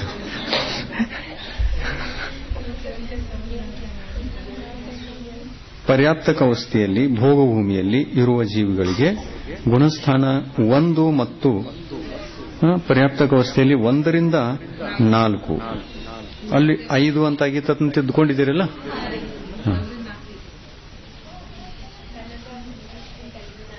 ಅದನ್ನ 4 ಅಂತ ಮಾಡ್ಕೊಳ್ಳಿ, 5 ಇದ್ದದ್ದನ್ನು. ಎರಡನೇದು ನಿವೃತ್ತಿ ಅಪರ್ಯಾಪ್ತಕ ಅವಸ್ಥೆಯಲ್ಲಿ 1, 2 ಮತ್ತು 4 ಗುಣಸ್ಥಾನಗಳು ಇರಬಹುದು. ಇನ್ನು 1, 2 ಅಷ್ಟೇ ಇವೆ? ಇಲ್ಲ, ಭೋಗಭೂಮಿಯಲ್ಲಿ ಎಲ್ಲ ಇವೆ. 1, 2, 4 ಯಾವುದ್ರಲ್ಲಿ? ಕುಭೋಭೂಮಿಯಲ್ಲಿ ನೋಡ್ತಾ ಇದ್ದೀರೇನು? ಕುಭೋಭೂಮಿ ಬೇಡ, ಭೋಗಭೂಮಿಯಲ್ಲಿ ಸಮ್ಯಕ್ತು ಸಹಿತನೂ ಹೋಗಬಹುದು. ಕುಭೋಭೂಮಿಯಲ್ಲಿ ಮಿಥ್ಯಾತು ಸಹಿತ ಜೀವ ಹೋಗ್ತದೆ. ಅದಕ್ಕಾಗಿ ಗುಣಸ್ಥಾನ 1 ಮತ್ತು 2 ನಿರ್ವೃತ್ತಿ ಅಪರ್ಯಾಪ್ತ ಅವಸ್ಥೆಯಲ್ಲಿ. ಕುಭೋಭೂಮಿ ತಿರಿಂಚ ಸೌಜ್ಞಿ ಥಲ್ಚರ ಮತ್ತು ನಭಚರ ಜೀವಿಗಳು ಸಿಗುವುದಿಲ್ಲ, ಆದ್ದರಿಂದ ಬ್ರಾಕೆಟ್ ಹಾಕಿದೆ. ಥಲ್ಚರ್ ಜೀವಿಗಳಿಗೆ ಪರ್ಯಾಪ್ತಕ ಅವಸ್ಥೆಯಲ್ಲಿ 1ರಿಂದ 4 ಗುಣಸ್ಥಾನಗಳು ಇರಬಹುದು ಮತ್ತು ನಿರ್ವೃತ್ತಿ ಅಪರ್ಯಾಪ್ತಕ ಅವಸ್ಥೆಯಲ್ಲಿ 1ನೇ 2ನೇ ಗುಣಸ್ಥಾನಗಳು. ಯಾಕೆ 2 ಗುಣಸ್ಥಾನಗಳು? ಯಾಕೆಂದರೆ ಕುಭೋಗಭೂಮಿಯಲ್ಲಿ ಜನ್ಮ ತಾಳುವಂತಹ ಜೀವಿಗಳು ನಿಯಮದಿಂದ ಮಿಥ್ಯಾದೃಷ್ಟಿಯಾಗಿರುತ್ತವೆ. ನೋಡ್ರಿ, ಕುಪಾತ್ರ ದಾನ ಮಾಡಿ ಕುಭೋಗಭೂಮಿಗೆ ಹೋಗುವಂತ ಪ್ರಸಂಗ ಇದೆ. ಕುಪಾತ್ರ ದಾನ ಮಾಡುವಂತಹ ಮನುಷ್ಯರಿಗೆ ಸಮ್ಯಕ್ ದರ್ಶನ ಇರ್ತದೇನು? ಇರುವುದಿಲ್ಲ. ಕುಪಾತ್ರ ಕೊಟ್ಟಿರ್ತಾರೆ, ಸಮ್ಯಕ್ ದರ್ಶನ ಇರುವುದಿಲ್ಲ. ಆದ್ದರಿಂದ ಕುಭೋಗಭೂಮಿಗೆ ಹೋಗ್ತಾ ಇದ್ದಾರಲ್ಲ. ಆಮೇಲೆ ಸಮ್ಯಕ್ ದೃಷ್ಟಿ ಜೀವ ಕುಪಾತ್ರ ದಾನ ಮಾಡ್ತದೇನು? ಮಾಡುವುದೇ ಇಲ್ಲ. ಆದ್ದರಿಂದ ನಿವೃತ್ತಿ ಅಪರ್ಯಾಪ್ತಕ ಅವಸ್ಥೆಯಲ್ಲಿ ಭೋಗಭೂಮಿಯಲ್ಲಿ ಎಷ್ಟು ಗುಣಸ್ಥಾನಗಳಿವೆ? 1, 2, 4. ಸಮ್ಯಕ್ ದೃಷ್ಟಿ ಜೀವ ಕುಪಾತ್ರ ದಾನ ಮಾಡಲಿಕ್ಕೆ ಸಾಧ್ಯವೇ ಇಲ್ಲ.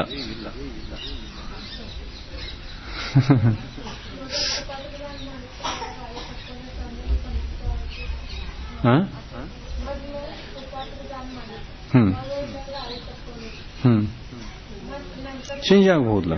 ಕುಭೋಗಭೂಮಿಗೆ ಹೋಗ್ಬೇಕು ಹೀಗೇನಿಲ್ಲ.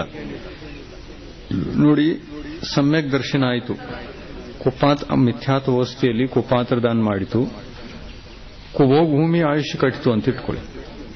ಇನ್ನು ಕುಭೋಗಭೂಮಿ ಆಯುಷ್ಯ, ಉತ್ಕೃಷ್ಟ ಆಯುಷ್ಯ ಎಷ್ಟಿದೆ? 1 ಪಲ್ಯ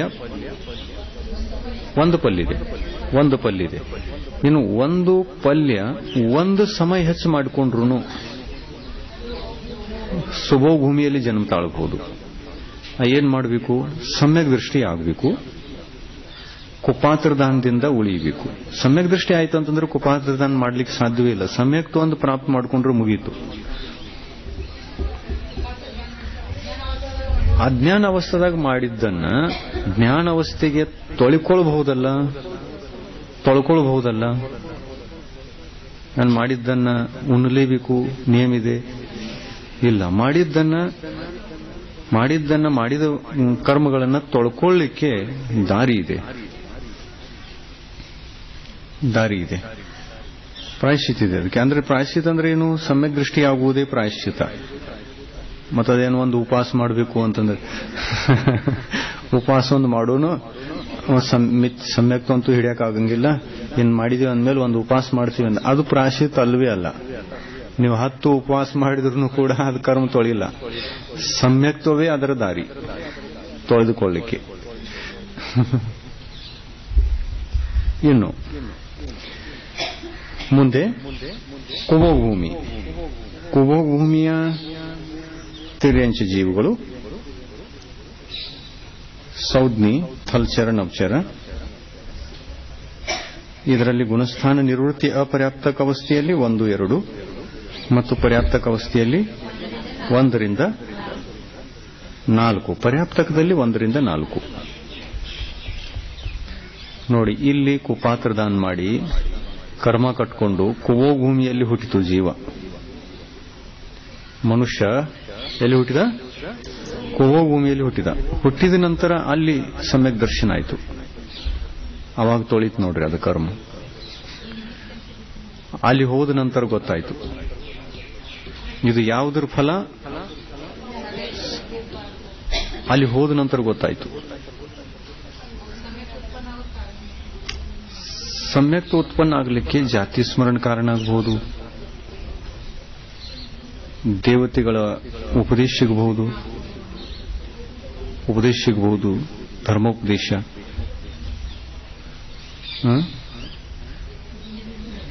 ಜಿನವಿಂ ದರ್ಶನ ಇಲ್ಲ. ಭೋಗಭೂಮಿಯಲ್ಲಿ ಮಂದಿರಿಲ್ಲ, ಮೂರ್ತಿ ಇಲ್ಲ. ರಿದ್ಧಿಧಾರಿ ಮುನಿಗಳು ಹೋಗ್ತಾರೋ ಇಲ್ಲೋ ಇದೇನು ಆಗಮದಲ್ಲಿ ಸಿಕ್ಕಿಲ್ಲ. ಭೋಗಭೂಮಿಯಲ್ಲಿ ಹೋಗ್ತಾರೆ, ಕುಭೋಗಭೂಮಿಯಲ್ಲಿ ಗೊತ್ತಿಲ್ಲ, ಅದೇನು ಬಂದಿಲ್ಲ.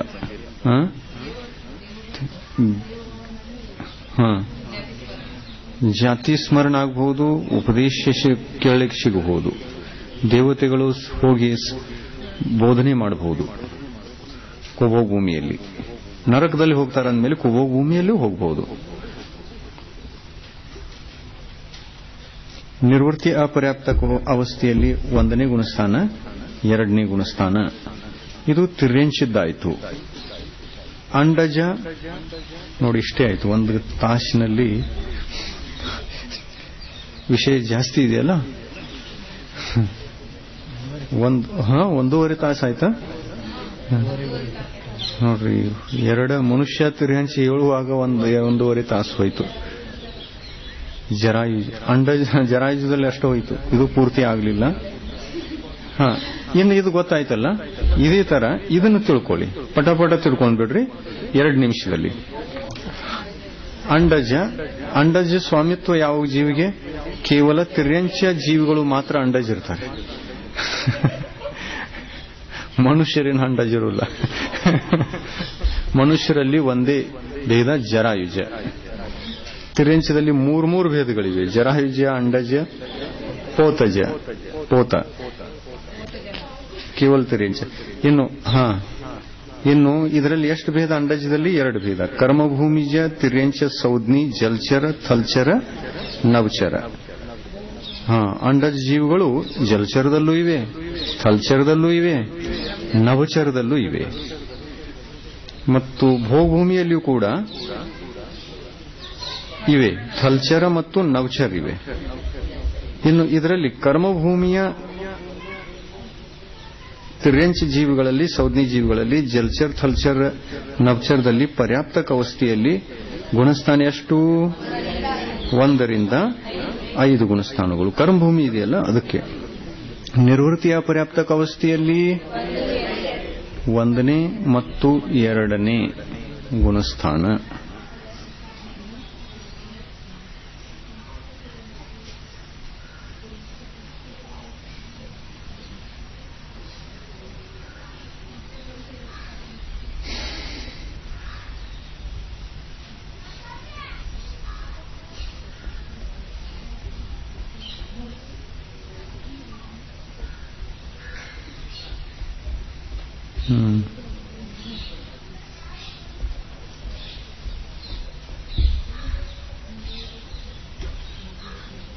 ಒಂದನೇ 2ನೇ ಗುಣಸ್ಥಾನ ಕರ್ಮಭೂಮಿಯಲ್ಲಿ 1ನೇ 2ನೇ 4ನೇ ಅಂಡಜದಲ್ಲಿ ಸೌಜ್ಞಿ ಕರ್ಮಭೂಮಿಜ ಮನುಷ್ಯ ಆರಿಖಂಡಜ ಖೀಚರ ವಿದ್ಯಾಧರ ಮನುಷ್ಯರಲ್ಲಿ 1, 2, 4 ಅಂತಿದೆ. ತಿರ್ಯಂಚಗತಿಯಲ್ಲಿ 1, 2 ಅಂತಿದೆ, 4 ಅಂತ ಇಲ್ಲ. ಕಾರಣ ಸಮ್ಯಕ್ತು ಸಹಿತ ಕರ್ಮಭೂಮಿಯ ತಿರ್ಯಂಚ ಆಗೋದು ಸಾಧ್ಯ ಇಲ್ಲ. ದೇವಗತಿಯಿಂದ ಮತ್ತು ನರಗತಿಯಿಂದ ಬರುವ ಈ ಜೀವಗಳು ತಿರ್ಯಂಚಗತಿಯಲ್ಲಿ ಬರುವಾಗ 1ನೇ ಗುಣಸ್ಥಾನ ಸಹಿತ ಬರಬಹುದು, 2ನೇ ಗುಣಸ್ಥಾನ ಸಹಿತ ಬರಬಹುದು. ಆದರೆ 4ನೇ ಗುಣಸ್ಥಾನ ಸಹಿತ ಬರುವುದಿಲ್ಲ. ಮನುಷ್ಯ ನಿಯಮದಿಂದ ಮನುಷ್ಯಾಗಿ ಜನ್ಮ ತಾಳ್ತಾನೆ.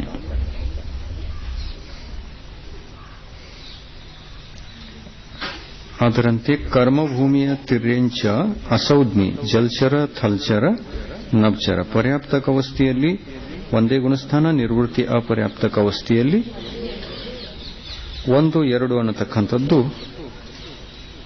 ಮತಭೇದ ಇದೆ. ಅಸೌಜ್ಞಿಯಾಗಿ ಹುಟ್ಟುವುದರಲ್ಲಿ 1ರಿಂದ ಹುಟ್ಟಬಹುದು, 2ರಿಂದಲೂ ಹುಟ್ಟಬಹುದು, ಮತಭೇದ ಇದೆ. ಇನ್ನು ಭೋಗಭೂಮಿಜ ಇನ್ನೊಂದಿದೆ. ಮ್ಲೇಚ್ಛ ಖಂಡಜ ತಿರ್ಯಂಚ ಜಲಚರ ಥಲ್ಚರ ನವಚರ ಸೌಜ್ಞಿ ಮತ್ತು ಅಸೌಜ್ಞಿಯಲ್ಲಿ ಇಂಥ ಜೀವಗಳಲ್ಲಿ ಪರ್ಯಾಪ್ತಕ ಅವಸ್ಥೆಯಲ್ಲಿ 1ನೇ ಗುಣಸ್ಥಾನ, ನಿರ್ವೃತ್ತಿ ಅಪರ್ಯಾಪ್ತಕ ಅವಸ್ಥೆಯಲ್ಲಿ 1, 2 ಎರಡರಲ್ಲೂ ಹಚ್ತಾ ಇದೆ, ಸೌಜ್ಞಿ ಅಸೌಜ್ಞಿ. ಇನ್ನು ಅಸೌಜ್ಞಿಯಲ್ಲಿ ಮತಭೇದ ಇದೆ. ಸೌಜ್ಞಿಯಲ್ಲಿ ಇರಬಹುದು, 2 ಗುಣಸ್ಥಾನಗಳು ಇರಬಹುದು.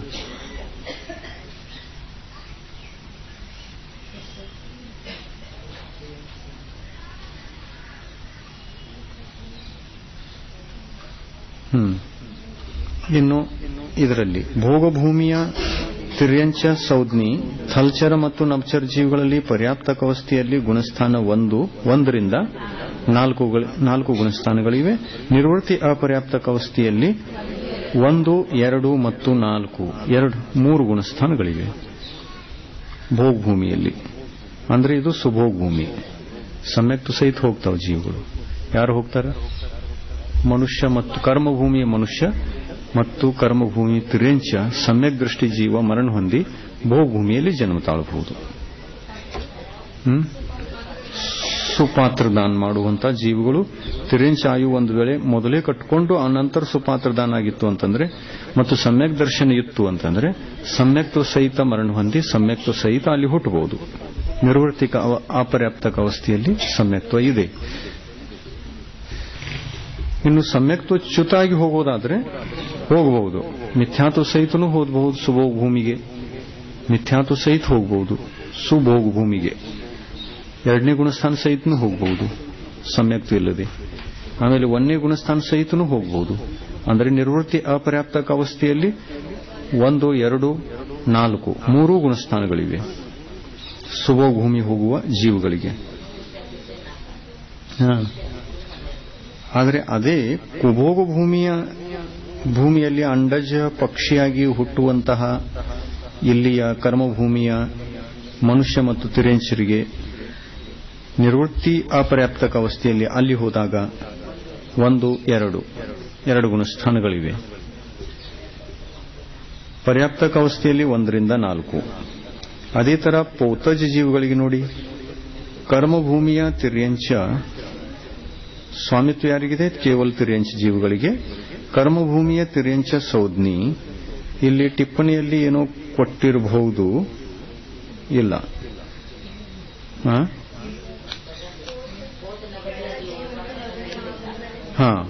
ಪೋತ ನವಚರ ಜೀವಿಗಳ ಕಥನ ಆಗಮದಲ್ಲಿ ಸಿಕ್ಕಿಲ್ಲ, ಮತ್ತು ಶ್ವೇತಾಂಬರ ಗ್ರಂಥಗಳಲ್ಲಿ ಸಿಗುತ್ತದೆ. ಉದಾಹರಣೆಗೆ ಚರ್ಮಪಕ್ಷ ಅಂದರೆ ಚರ್ಮ ಪಂಖವುಳ್ಳ ಭಾರಂಡ ಪಕ್ಷಿ, ಬಿಡಾಲ, ಜಲೂಕಾ ಪಕ್ಷಿ, ಬಲ್ಗುಲಿ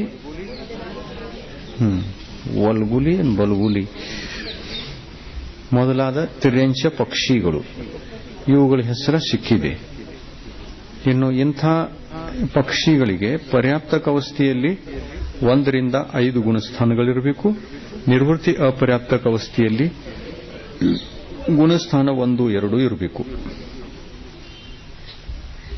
ಕರ್ಮಭೂಮಿಜ ತಿರ್ಯಂಚ ಅಸೌಜ್ಞಿ ಜಲಚರ ಥಲ್ಚರ ಮತ್ತು ನವಚರ ಜೀವಿಗಳಲ್ಲಿ ಪರ್ಯಾಪ್ತಕ ಅವಸ್ಥೆಯಲ್ಲಿ ಒಂದೇ ಗುಣಸ್ಥಾನ ಅಸೌಜ್ಞಿ ಇದೆ ಮತ್ತು ನಿವೃತ್ತಿಯ ಪರ್ಯಾಪ್ತಕ ಅವಸ್ಥೆಯಲ್ಲಿ 1 ಮತ್ತು 2 ಗುಣಸ್ಥಾನ. ಅದರಂತೆ ಮ್ಲೇಚ್ಛ ಖಂಡಜ ತಿರ್ಯಂಚ ಜಲಚರ ಥಲ್ಚರ ಸೌಜ್ಞಿ ಮತ್ತು ಅಸೌಜ್ಞಿ ಜೀವಗಳಲ್ಲಿ ಪರ್ಯಾಪ್ತಕ ಅವಸ್ಥೆಯಲ್ಲಿ ಒಂದೇ ಗುಣಸ್ಥಾನ, ನಿವೃತ್ತಿಯ ಪರ್ಯಾಪ್ತಕ ಅವಸ್ಥೆಯಲ್ಲಿ 1 ಮತ್ತು 2 ಗುಣಸ್ಥಾನಗಳಿವೆ. ಇನ್ನು ಭೋಗಭೂಮಿಜ ತಿರ್ಯಂಚ ಸೌಜ್ಞಿ ಮೇಲೆ ಬನ್ನಿ, ಎಲ್ಲಿ ಪೋತದಲ್ಲಿ ಮೇಲಿನ ಲೆಫ್ಟ್ ಸೈಡ್ ರೈಟ್ ಸೈಡ್. ಭೋಗಭೂಮಿಜ ತಿರ್ಯಂಚ ಸೌಜ್ಞಿ ಥಲ್ಚರ ಮತ್ತು ನವಚರ ಜೀವಗಳಲ್ಲಿ ಪರ್ಯಾಪ್ತಕ ಅವಸ್ಥೆಯಲ್ಲಿ ಗುಣಸ್ಥಾನ 1 ರಿಂದ 4 ಇವೆ. ನಿವೃತ್ತಿಯ ಪರ್ಯಾಪ್ತಕ ಅವಸ್ಥೆಯಲ್ಲಿ ಗುಣಸ್ಥಾನ 1, 2 ಮತ್ತು 4 ಇರಬಹುದು. ಇದು ಭೋಗಭೂಮಿ ಇದೆ. ಇನ್ನು ಕುಭೋಗಭೂಮಿ ತಿರ್ಯಂಚ ಸೌಜ್ಞಿ ಥಲ್ಚರ ನವಚರ ಜೀವಗಳಲ್ಲಿ ಪರ್ಯಾಪ್ತಕ ಅವಸ್ಥೆಯಲ್ಲಿ ಗುಣಸ್ಥಾನ 1 ರಿಂದ 4 ಇದೆ. ನಿವೃತ್ತಿ ಅಪರ್ಯಾಪ್ತಕ ಅವಸ್ಥೆಯಲ್ಲಿ ಗುಣಸ್ಥಾನ 1 ಮತ್ತು 2 ಇದೆ. ಅಂದರೆ ನೋಡಿ, ಸುಪಾತ್ರರಿಗೆ ದಾನ ಕೊಡುವಂತಹ ಜೀವ ಸುಪಾತ್ರರಿಗೆ ದಾನ ಕೊಡುವುದಕ್ಕಿಂತ ಮುಂಚಿತವಾಗಿ ನೋಡಿ ಮಿಥ್ಯಾದೃಷ್ಟಿನೂ ಇದ್ದಿರಬಹುದು. ಮಿಥ್ಯಾದೃಷ್ಟಿ ಜೀವ ಸುಪಾತ್ರಿಗೆ ದಾನ ಕೊಡ್ತು ಅಂತಂದ್ರೆ ಮಿಥ್ಯಾತ್ವ ಸಹಿತ ಜನ್ಮ ತಾಳಿ ಭೋಗಭೂಮಿಯಲ್ಲಿ, ಕುಭೋಗಭೂಮಿ ಅಲ್ಲ, ಭೋಗಭೂಮಿಯಲ್ಲಿ ಜನ್ಮ ತಾಳ್ತಿದೆ ಜೀವ. ಭೋಗಭೂಮಿಯಲ್ಲಿ ಜನ್ಮ ತಾಳಬಹುದು. ಏನಾಗಬಹುದು? ನವಚರ ಆಗಬಹುದು ಅಥವಾ ಥಲ್ಚರ್ ಜೀವಾಗಿ ಹುಟ್ಟಬಹುದು. ಅಲ್ಲಿ ಪಕ್ಷಿ ಆಗಬಹುದು ಅಥವಾ ಅಲ್ಲಿಯ ಥಲ್ಚರ್ ಪ್ರಾಣಿಯಾಗಿ ಹುಟ್ಟಬಹುದು, ಆನೆ, ಎತ್ತು ಇತ್ಯಾದಿ.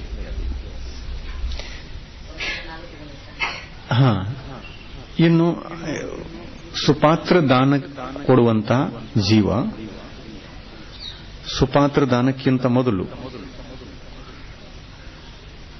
ತಿರ್ಯಂಚ ಆಯುಷ್ಯನ್ನು ಕಟ್ಕೊಂತು, ನಂತರ ಸಮ್ಯಕ್ತ್ವ ಪ್ರಾಪ್ತ ಮಾಡಿಕೊಂತು ಸುಪಾತ್ರ ದಾನನು ಕೊಟ್ಟಿತು. ಅದರ ಫಲದಿಂದ ಭೋಗಭೂಮಿಯಲ್ಲಿ ಜನ್ಮ ತಾಳಿತು, ಸುಭೋಗಭೂಮಿಯಲ್ಲಿ. ಆಮೇಲೆ ಅಲ್ಲಿಯ ಪಕ್ಷಿನೂ ಆಗಬಹುದು, ಸುಭೋಗಭೂಮಿಯ ಪಕ್ಷಿ ಆಗಬಹುದು, ಥಲ್ಚರ್ ಜೀವನೂ ಆಗಬಹುದು. ಜಲ್ಚರ್ ಅಂತೂ ಅಲ್ಲಿಲ್ಲ.